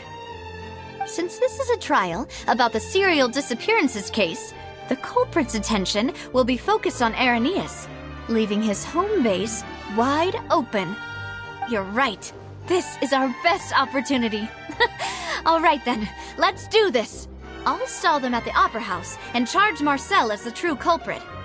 I won't have any chance of making that charge stick, though, unless we find more evidence. It'll be up to you to make it back in time and hand the decisive evidence to me. We'll help you, just like you helped us in Linny's trial. Demoiselle, please allow us to accompany you. I'm ready. Ah, Malus, Silver. When did you two get here? We heard that you'll be leaving Poisson and figured that you might require our assistance. It's our hope that your confidence will be bolstered with the two of us by your side. Thank you so much. Then, let's make haste for Irenaeus. Paimon, Traveler, I'll see you at the Opera House. See you then!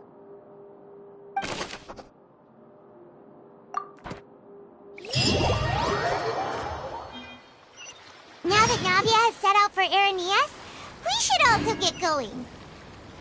The location has already been marked on the map, so let's head over.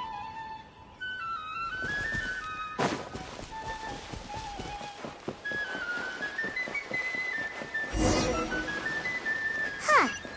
According to Malus's info, the synth production base is underwater. Let's go and try to find the entrance.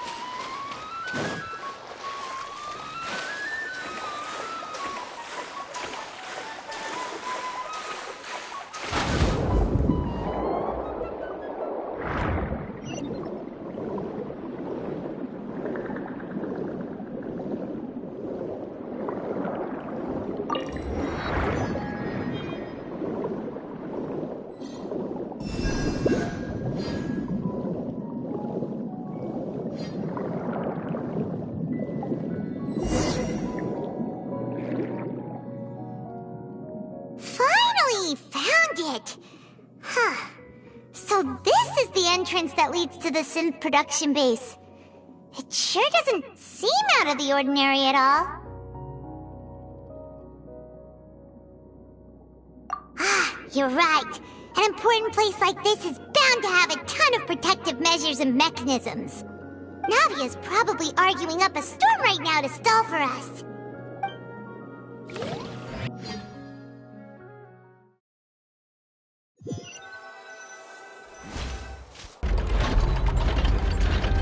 It would appear that I must repeat my question again, Mr. Tartaglia.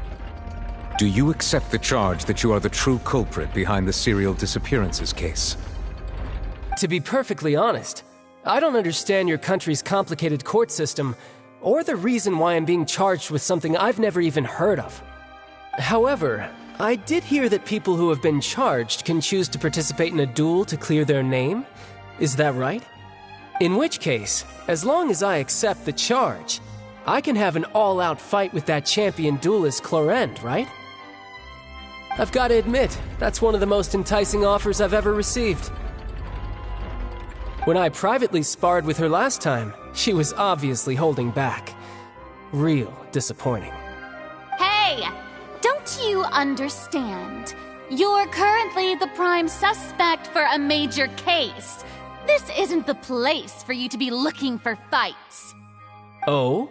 Sounds like the Hydro Archon wants to lecture me on the ways of the Opera House. Then why don't you duel me too? I'm the kind of student that learns best in the heat of battle. No. That's not what I meant. Alas, it would appear that communication with the defendant is going poorly, and we have made very little progress.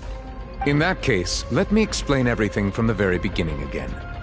The goal of this trial is to determine the culprit behind the serial disappearances case. That case had nothing to do with him. You've got the wrong man. Huh? What's going on? Why is she interjecting again? I told you it couldn't be one of the Fatui Harbingers. Miss Navia, this is the second time you've interrupted the court proceedings. I only tolerated your behavior last time because you were able to provide the court with a key eyewitness. But that was an exception rather than standard court protocol. I can very well charge you with contempt of court for your interjections. Oh, please. Did you ever think I had any respect for this place's pointless theatrics? We can put that discussion aside for now. I'm not here to argue with you. I'm here to charge the true culprit behind the serial disappearances case. And if my charges prove true, then Tartaglia here will be proven innocent by default, correct? Oh, a young lady has charged in and offered to clear my name. How fascinating. Well, I'd gotten half bored to death by all these rules and procedures anyway, so I'll take you up on that offer. So, Your Honor, is there nothing else for me to do now? You may take a seat for now in the audience, but that doesn't mean the suspicions against you have been lifted. Now then, Miss Navia, who is the person you would like to charge instead? That person is...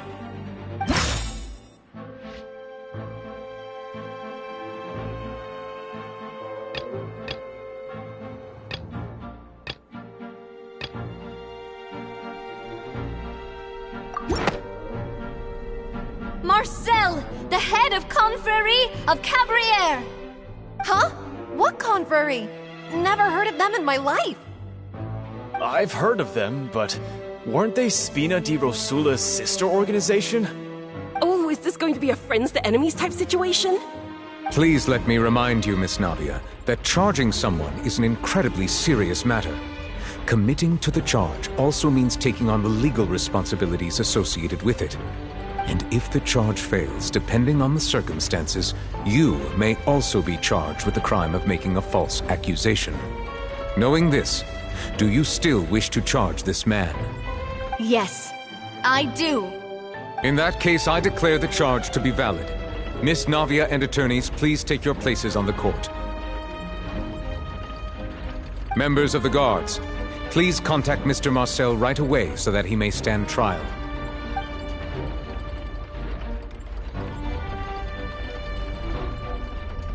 Mr. Marcel, you will not require an attorney. Is that correct? Apologies. It all just happened so quickly. I still haven't figured out what's going on. I think an attorney won't be necessary. This is probably just a misunderstanding between me and Navia. Very well. In that case, since both sides have now arrived, Miss Navia, please present your charges. I would like to take everyone back to 3 years ago, to the case of Callus the Unfaithful. Only through elucidating what really happened in that case can we connect all the dots for the serial disappearances case. Navia, do you really think that I was the one who killed your father? Come on, why would I do that? Callus was my benefactor, and remember, both you and I only ran to the scene when we heard the sound of a gun. If that's enough to make me a suspect, wouldn't that make everyone at that banquet a suspect as well? I think there's no point in getting into the specifics right now. The audience doesn't even have the big picture yet. Even I'm struggling to remember some details of that case. Exactly correct, Your Honor. I must refresh everyone's memory about that case before I can explain my charge and reasoning. I see. In which case, I will recount the findings about that case as originally recorded by Maison Gardiennage.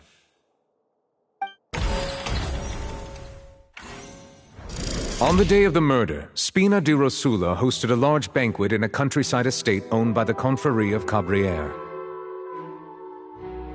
During the banquet, all attending guests heard 2 gunshots from the courtyard.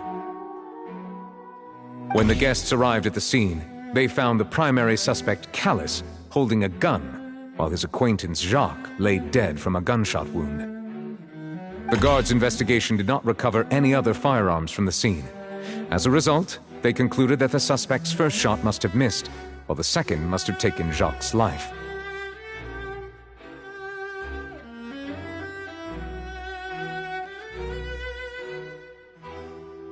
The suspect did not dispute this conclusion, and also declined to defend himself in court. Instead, he chose to prove his innocence through a duel.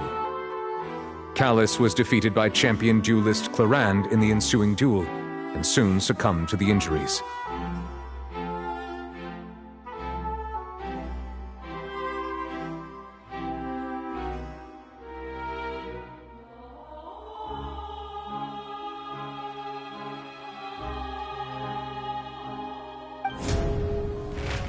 These are the known facts about the case.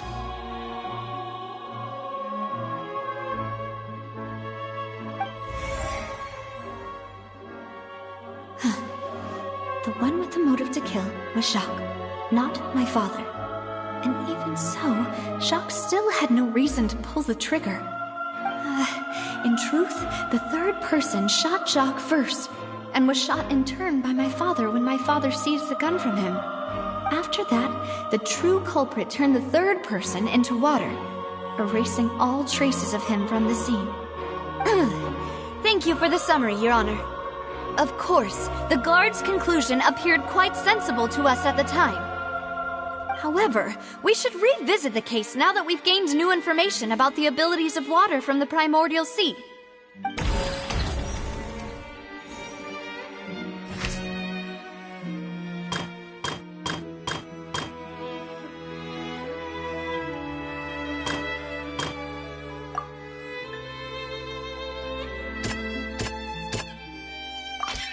This assassin first shot Jacques, then turned to shoot Callus, only for Callus to wrestle the gun from him and kill him instead.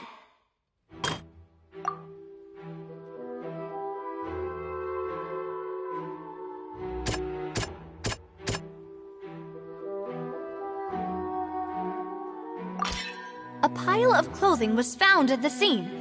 The guards once believed they were used by Jacques as a costume to disguise himself. But now, it is clear that the clothes were proof that there was a third person at the scene, and that they were turned into water after committing the murder. Since it was raining that day, the culprit was confident that they could use the rain to wash away all traces of their dissolved accomplice.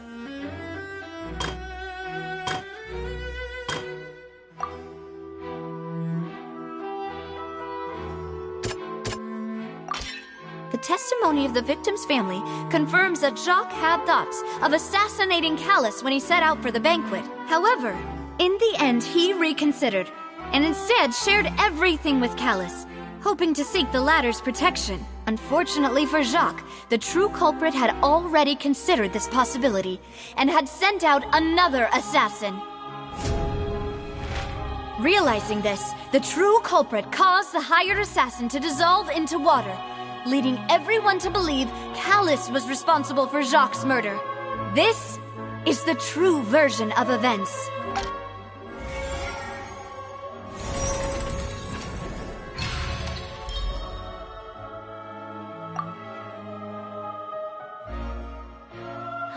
So that's what happened.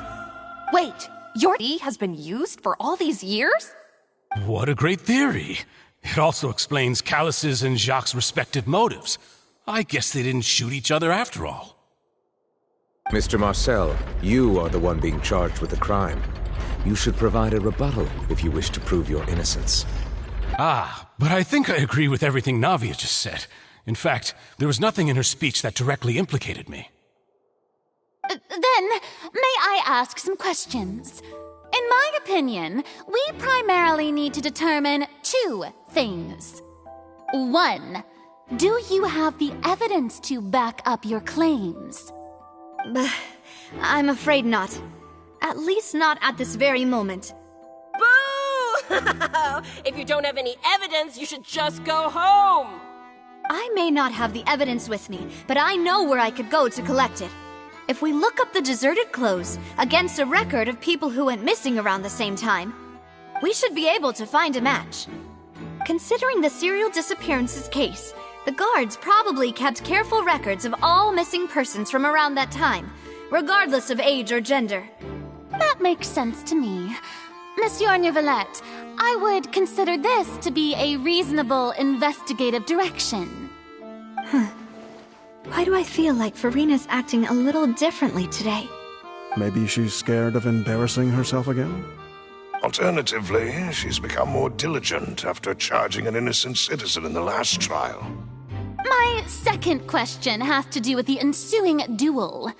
If the truth is indeed as you described, then why didn't Mr. Callus explain himself in court? If he had testified that a person had been dissolved, he could have at least mounted a defense. I've thought about this too, and the answer is actually pretty simple. He felt there were things that were more important to him. The dissolving power of water from the primordial sea is an important secret for the true culprit of the serial disappearances case. My father could have exposed it for all to see, but he chose to take it to the grave. At that time, Spina di Rosula was in dire straits, and his reputation had already been shattered. He had no guarantee that going forward with the truth would allow the culprit to be brought to justice. What was certain, however, was that it would paint a gigantic target on my back. Boss once told me that Demoiselle had already been selected as the next target of the serial disappearances case. What? If the secret had gotten out, the culprit would have fought an all-out war with Espina right there and then. I wouldn't have been the only one in danger. All of us would have stood to lose our lives. Of course, the guards might eventually figure out the truth of the matter and determine that we were in the right. But what good would that do? How can a hollow verdict protect anyone? Had this opera house ever given my father any kind of confidence in its brand of justice, Spina di Rosula would have had no reason to exist.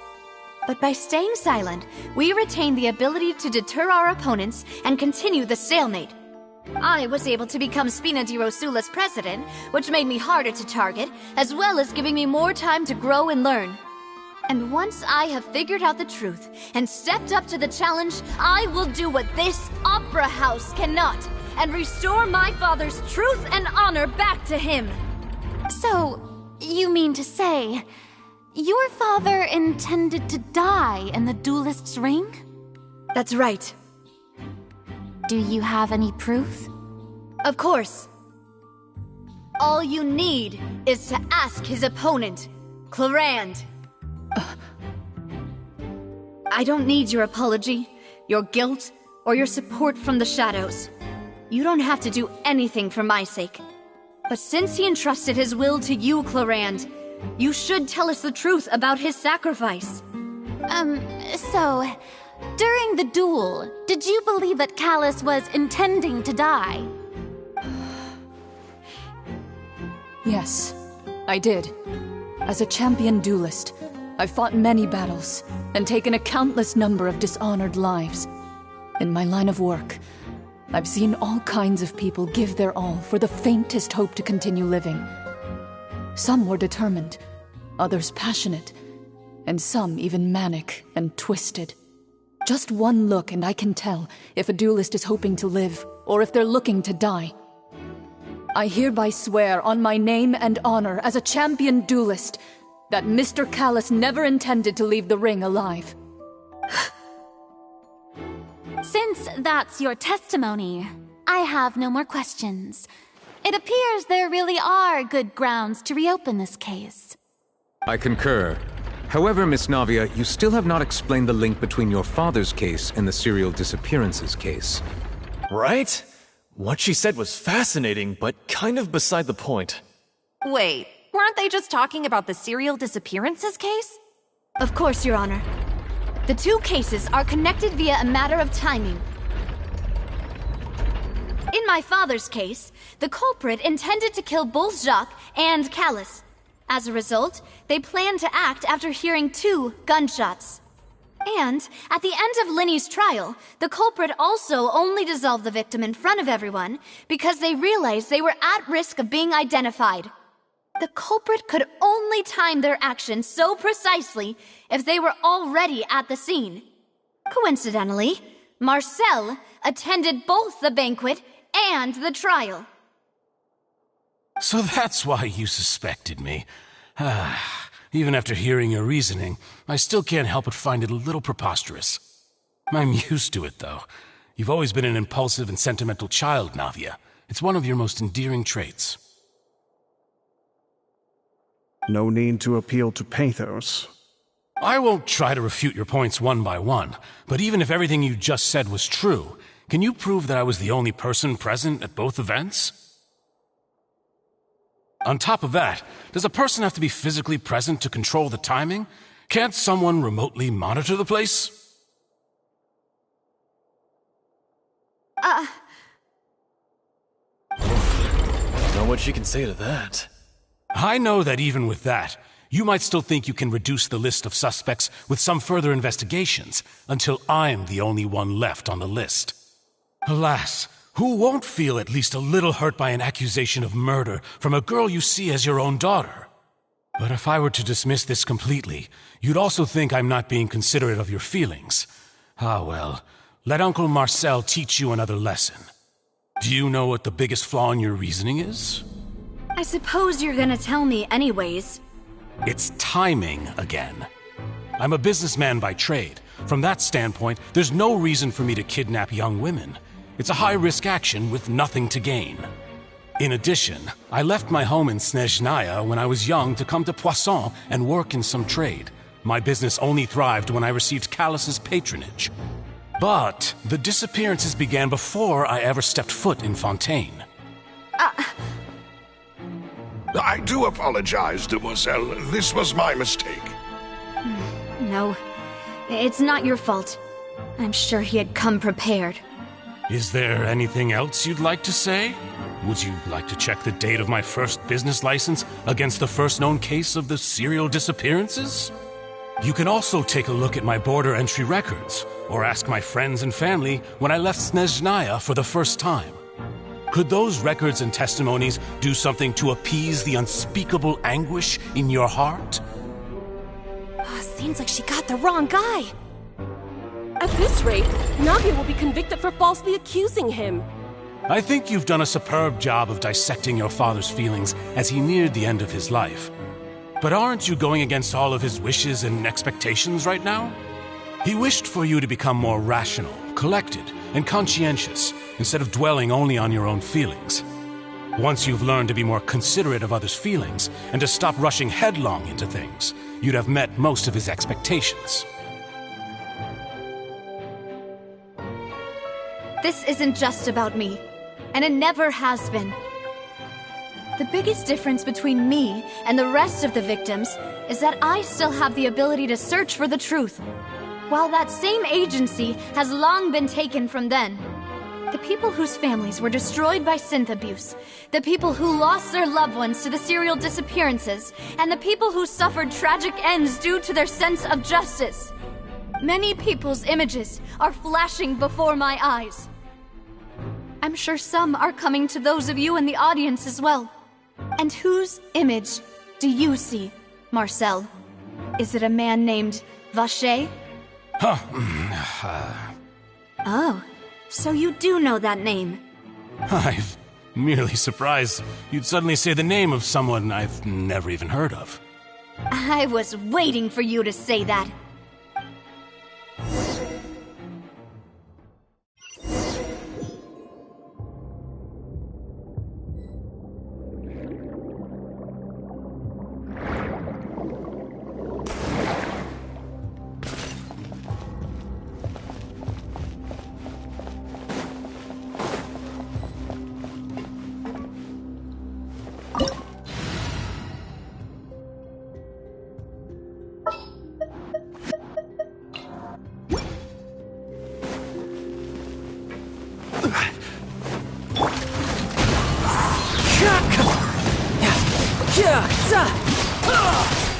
As one with wind and cloud!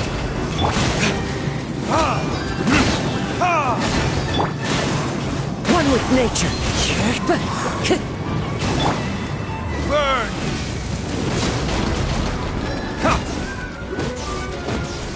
Yeah!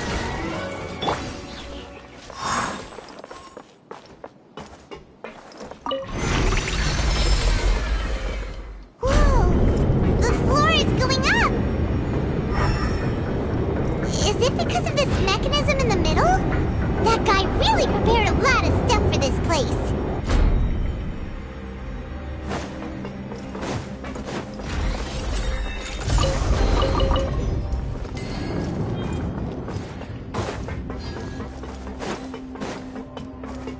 Paimon thinks we need to go up, but Paimon doesn't see a way. Let's take a look around. Maybe we'll find a hidden mechanism that'll show us the way up. Yeah.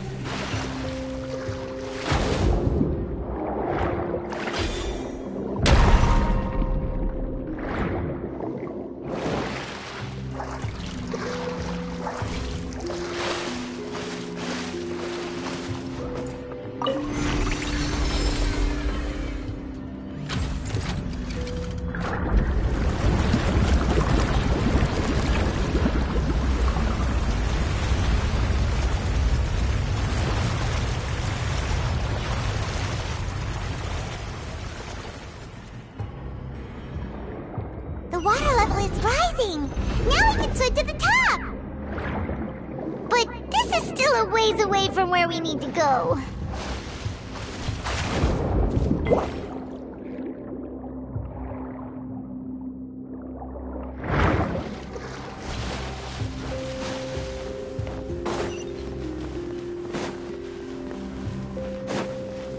This is order. The wind knows me. Shouldn't let your guard down.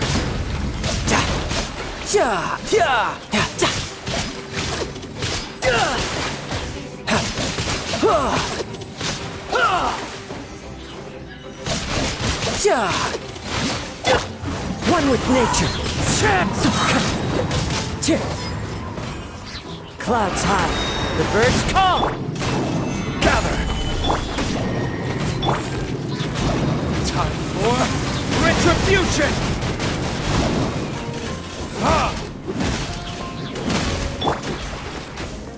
Into the wind. Order guide you.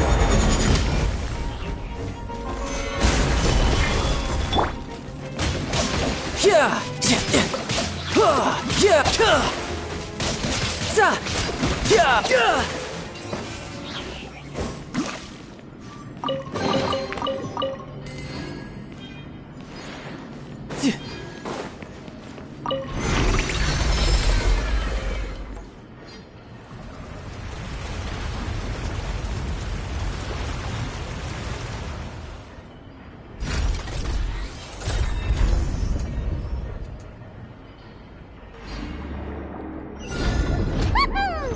the path is clear! Let's go!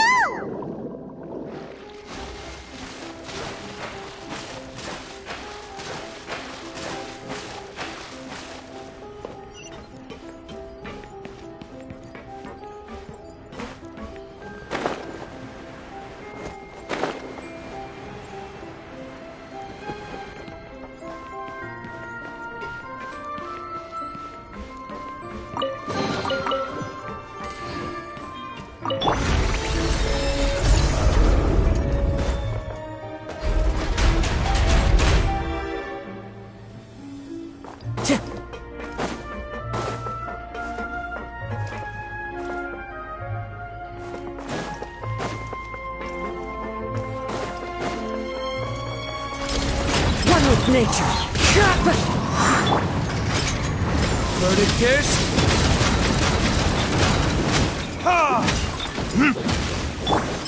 Brace yourself. This is gonna hurt. Solidify!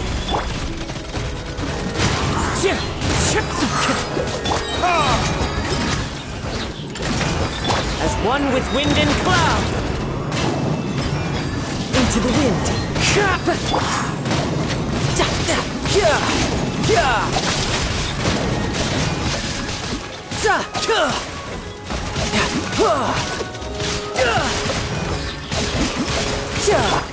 The wind knows me.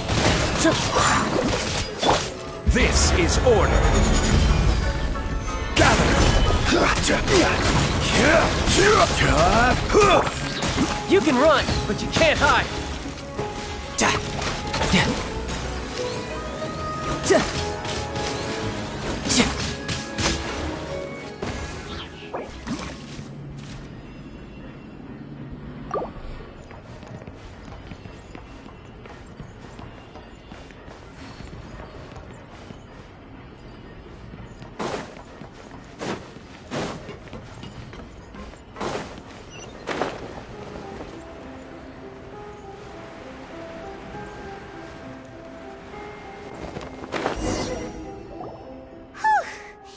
After all that, we finally made it to the innermost sanctum.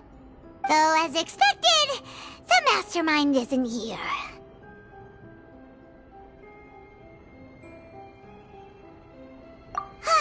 That's right.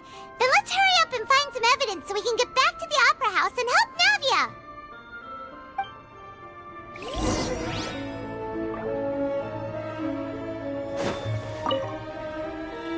What's all this? Aw, it's a bunch of really cute things! Pink accessories, a hair tie, a necklace, even a makeup box! Oh, Paimon sees it too, but why are all these cute things labeled with different girls' names? Huh? You mean the girls from the serial disappearances? They were brought here? And then they were turned into water. And all the boxes of things. These names. That means... Oh, this is terrible.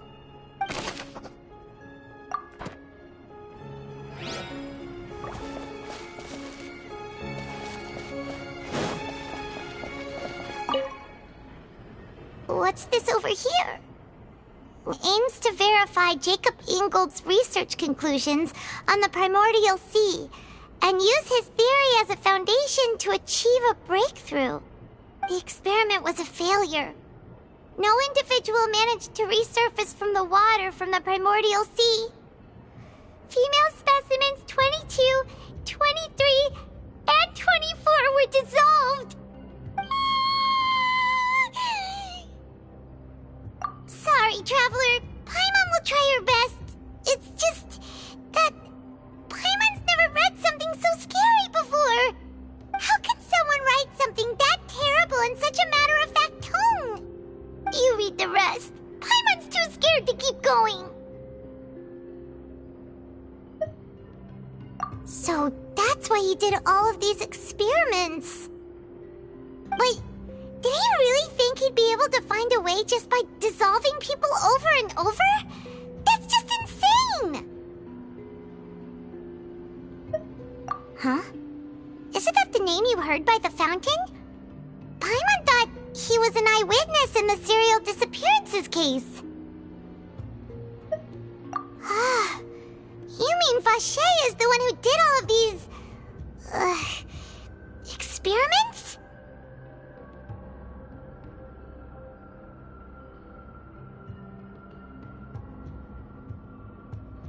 So that's it! Vache was no victim, but personally took his lover and... No, that's not it either! If that's the case, why would he want people to resurface from the water? In any case, Paimon will write it all down.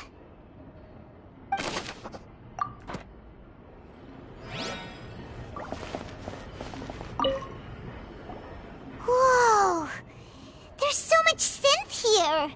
And so many bottles of ingredients that probably just contain the waters of the primordial sea. Mixing in progress, ready to drink, stock sample? Huh. They've also got all the synth pretty clearly labeled. Whoa, there's even fruit-flavored synth? Yep, it's super obvious.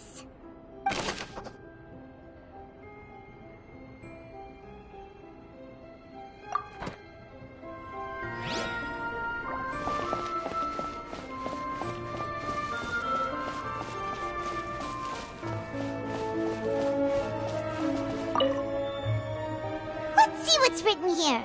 Nothing escapes Detective Paimon's eyes. Callus. Navia's father. Oh, this seems to be an investigation report on him.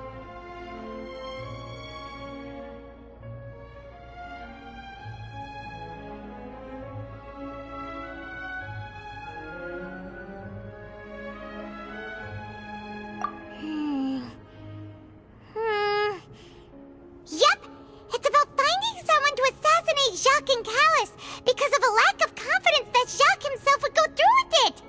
This should prove the existence of the third person, right? We still have not determined the exact content of the key information Callus has passed on to certain members of his organization. The old dog's a real menace to deal with. Even if he abides by the promise he's made to us, he will still have the upper hand. He can act whenever he wants to make our lives miserable. The only option left is to remove him from the picture entirely. I concur. Let's send someone to kill him. He won't declare war as long as we don't touch Navia. Oh, seems like we've got a bunch of correspondence between the higher-ups. They're all just so evil.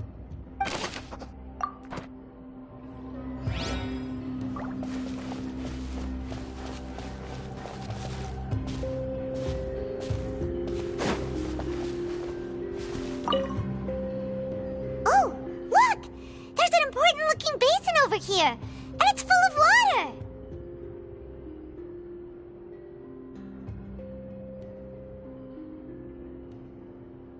That means this is where they make all the synth!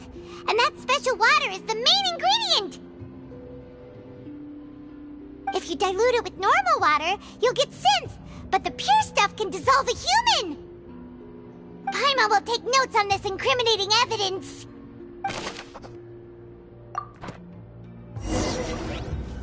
We've looked at almost everything here, and it seems like our theories were spot on.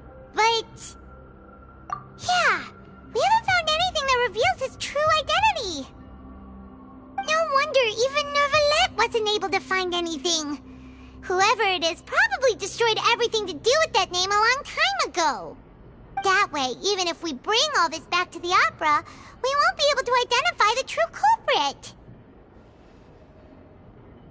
Sure thing. Paimon won't admit defeat to this guy either.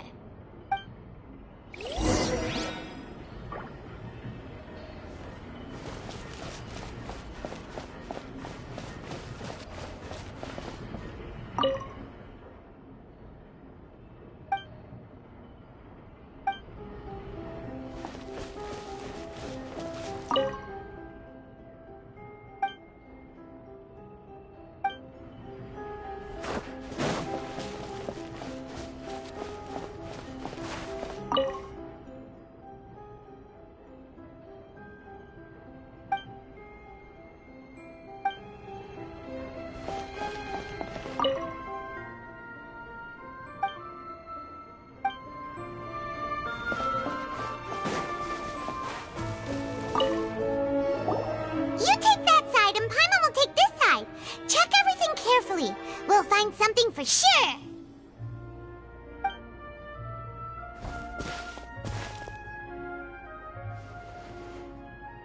Ugh.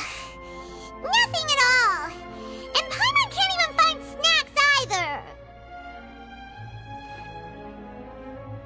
Whoa, really? Let Paimon see. Vinier. Isn't that Vache's lover's name? Then you found her diary. Let's see. Aw. It's just a normal diary chronicling their love story. She was so sweet, too. Oh, Paimon feels even worse for her now.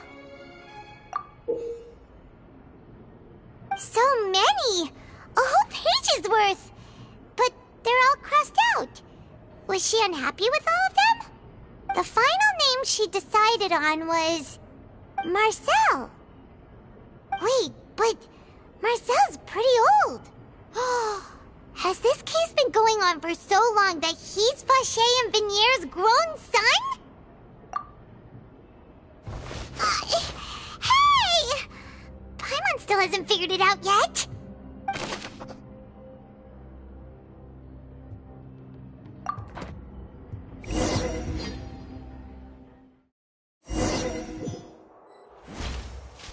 And whose image do you see, Marcel? Is it a man named Vache? Oh, so you do know that name. I'm merely surprised you'd suddenly say the name of someone I've never even heard of. I was waiting for you to say that. Navia! We're back! As expected of my partner. I just knew you'd return in the nick of time. Just how often do you intend to flout the rules of this court? It's all right, Monsieur Nervalette.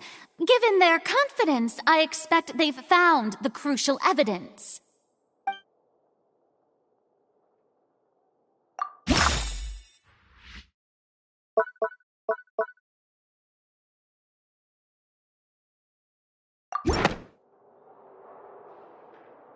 But the truth of it, Marcel, is that you've always been Vache.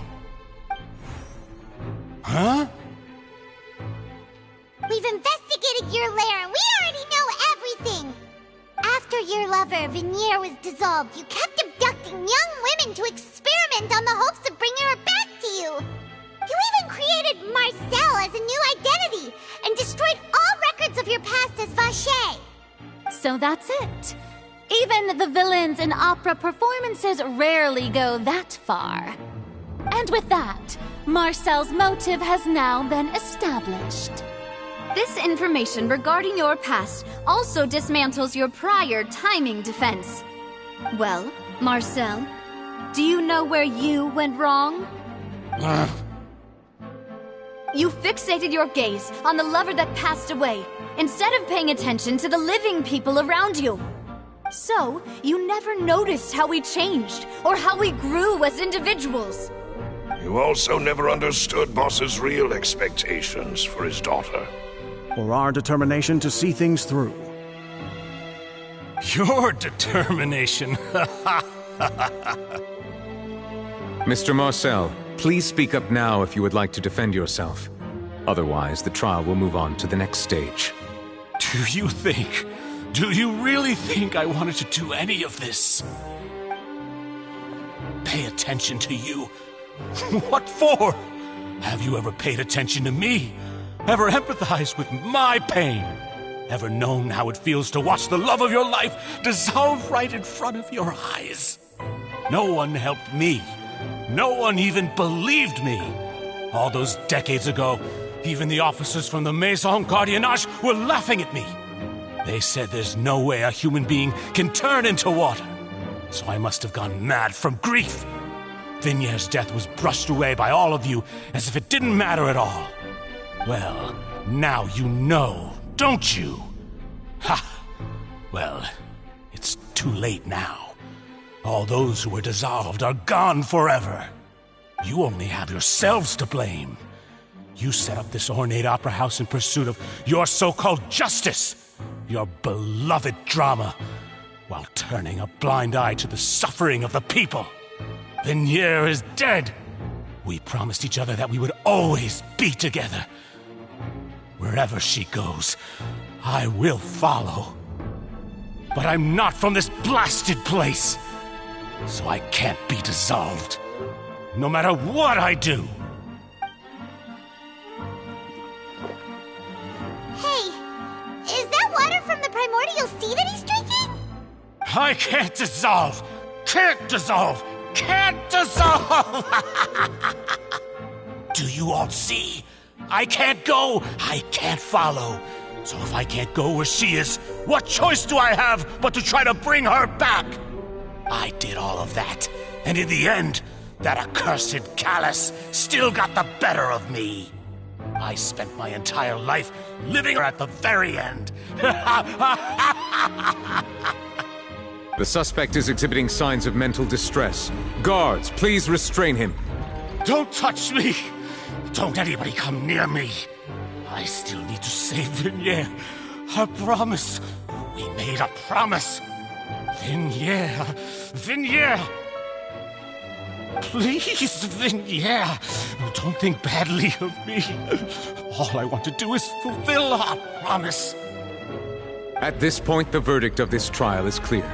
With Mr. Marcel's conviction, the charges against Mr. Tartaglia no longer have any basis. Fine by me.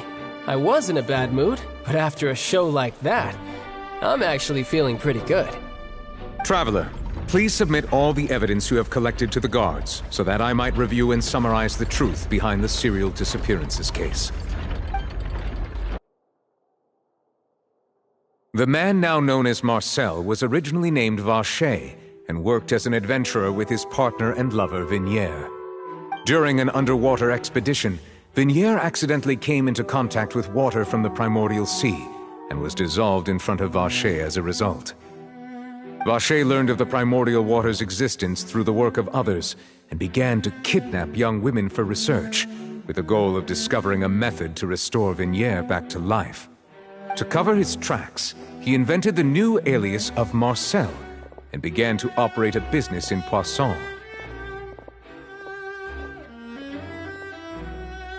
During the course of his research, Vacher discovered that a diluted concoction of water from the primordial sea can induce feelings of euphoria, and began to manufacture and market synth.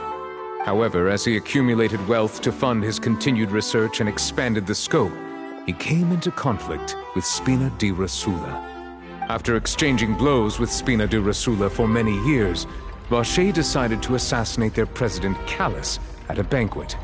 Although the assassination did not go as Vacher expected, he was able to turn Callus into the murder suspect by dissolving the assassin he sent to the scene. And just recently, Vacher attempted to frame Linny as the culprit of the serial disappearances case, using a similar method. However, his attempt to frame Linny failed, and the power of water from the primordial sea became public knowledge. This case also exposed enough of Vacher's machinations that he was eventually successfully charged in court. Thus concludes the enigmatic history of the serial disappearances case, with the truth revealed to all.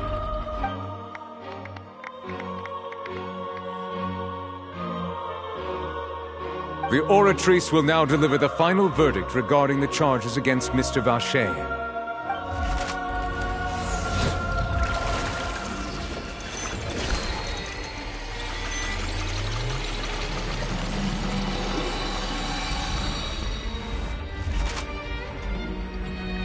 According to the judgment of the Oratrice Mécanique d'Analyse Cardinale, Mr. Vacher is guilty.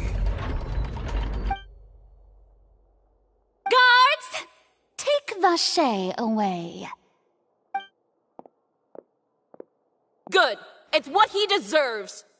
With that, the serial disappearances case is over now. We really just witnessed history. Who would have thought the true culprit would be such a polite and well-spoken guy? Yippee! We helped Navia bring the bad guy to justice! He's hurt so many innocent people and now he's finally getting what he deserves! Huh? Are you okay?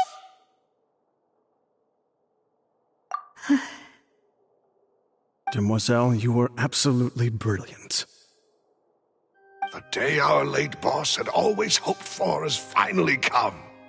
You can rest easy now, knowing justice has been served. Yeah. It's finally over. It's all thanks to you guys. And my partner. See, Papa? Spina di Rosula's still doing well with me at the helm. Well now, hasn't this been a most delicious piece of drama? The villain has been caught, justice has been served, past wrongs have been righted, and it's a big ol' happy ending. Since it's been such a great show, I'll just let the false accusations against me slide. Either way, I've still got some business to attend to. So, if you'll excuse me... Please wait just one moment, Mr. Tartaglia. What now? None of this has anything to do with me. According to court protocol, since this trial was initiated due to a charge against you, a verdict must also be made regarding the initial charge before the trial can conclude. Oh, come on. Is this really necessary? Haven't you already caught the real criminal? Isn't it time for side characters like me to exit stage left? Please respect the laws of Fontaine. This has always been the rule. All right, but this sure is a lot of hassle. All I need to do is stand over there, right? Let's just get this over with. Through evidence presented in the public trial that was just held, it has been established that Mr. Tartaglia has no direct connection to the serial disappearances case. The guilty party has been identified, and thus it is logical to suppose Mr. Tartaglia is innocent of the charges. We now turn to the Oratrice Mécanique d'Analyse Cardinale to render the final verdict on the charges.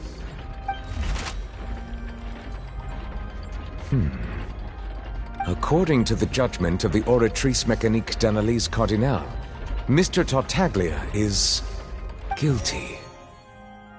What? Hey! That's not funny! Didn't you just say I'm supposed to be innocent? What's with this verdict? Is your justice machine malfunctioning? Huh? This has never happened before.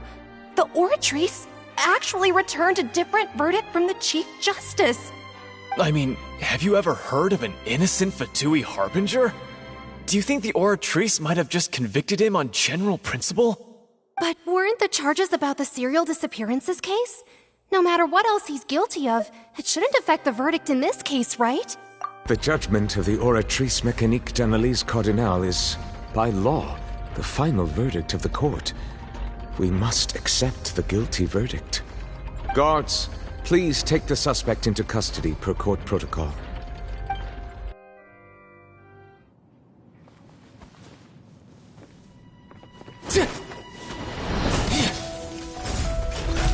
So this is how justice is done in Fontaine. What a joke. You've got your rules. Well, I've got mine too!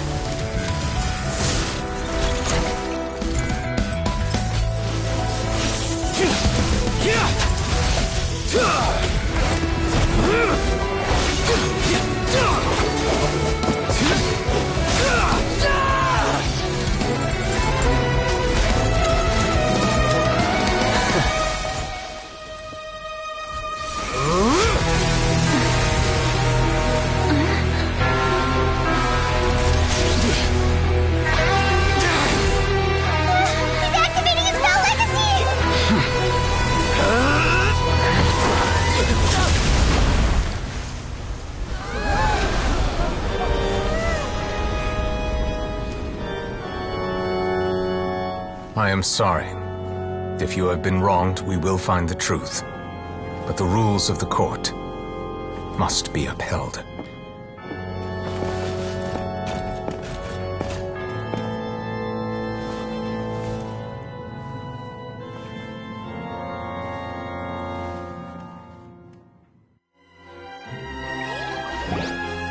Hey, Monsieur Novelette, what's going on? Shouldn't they have been cleared already? Apologies. This is also the first time I've encountered such a situation. However, according to the rules established at the conception of Fontaine's court system, the Oratrice's judgment is the final verdict of the court. All I do is follow court procedure. As for why the Oratrice arrived at the conclusion it did, you should probably ask someone more knowledgeable than me.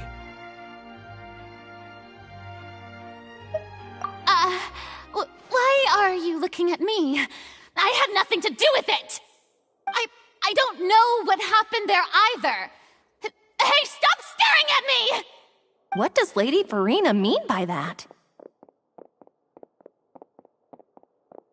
She says she has no idea either? But that's impossible. Didn't she create the Oratrice herself? Yeah, so are the verdicts reliable or not? Can results like this really be called justice?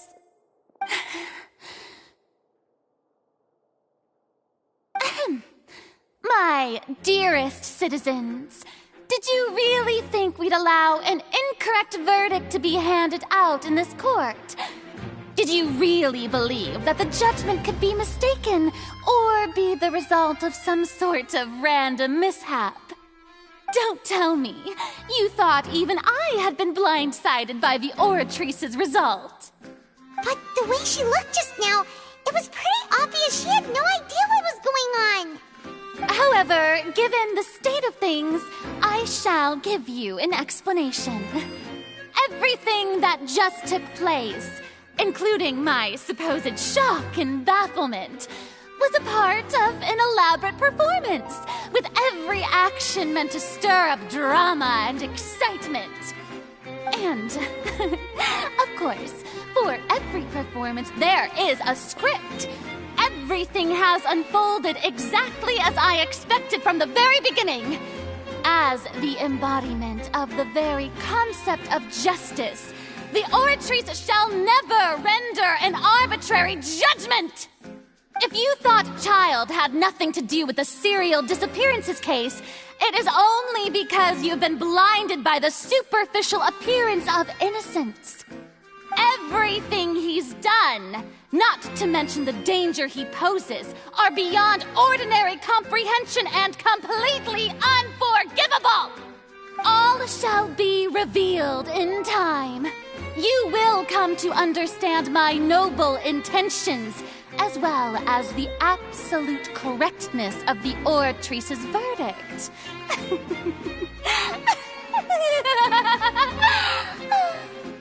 Now, having said that, although I hate to leave things hanging in suspense, it is now time for this performance to end. As the lead actress, I shall be the first to take my leave. Toodaloo! So she chose to make her escape after all, did she? So you're saying we shouldn't put much stock into what she just said? She probably just put on that performance to save face. As for the truth, it's unlikely that she actually has any idea. However, please be assured that I will continue to investigate this case in a personal capacity.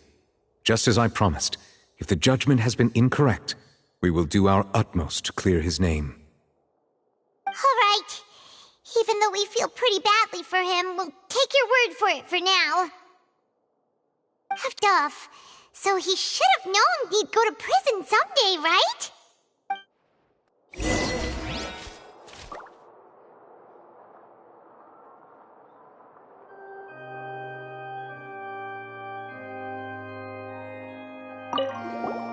Oh, Monsieur Nervalet! That power you showed when you took him down. Who are you really? I'm the Chief Justice of Fontaine, of course. If officers of the law lack the strength and capability to enforce it, then it makes a mockery of justice.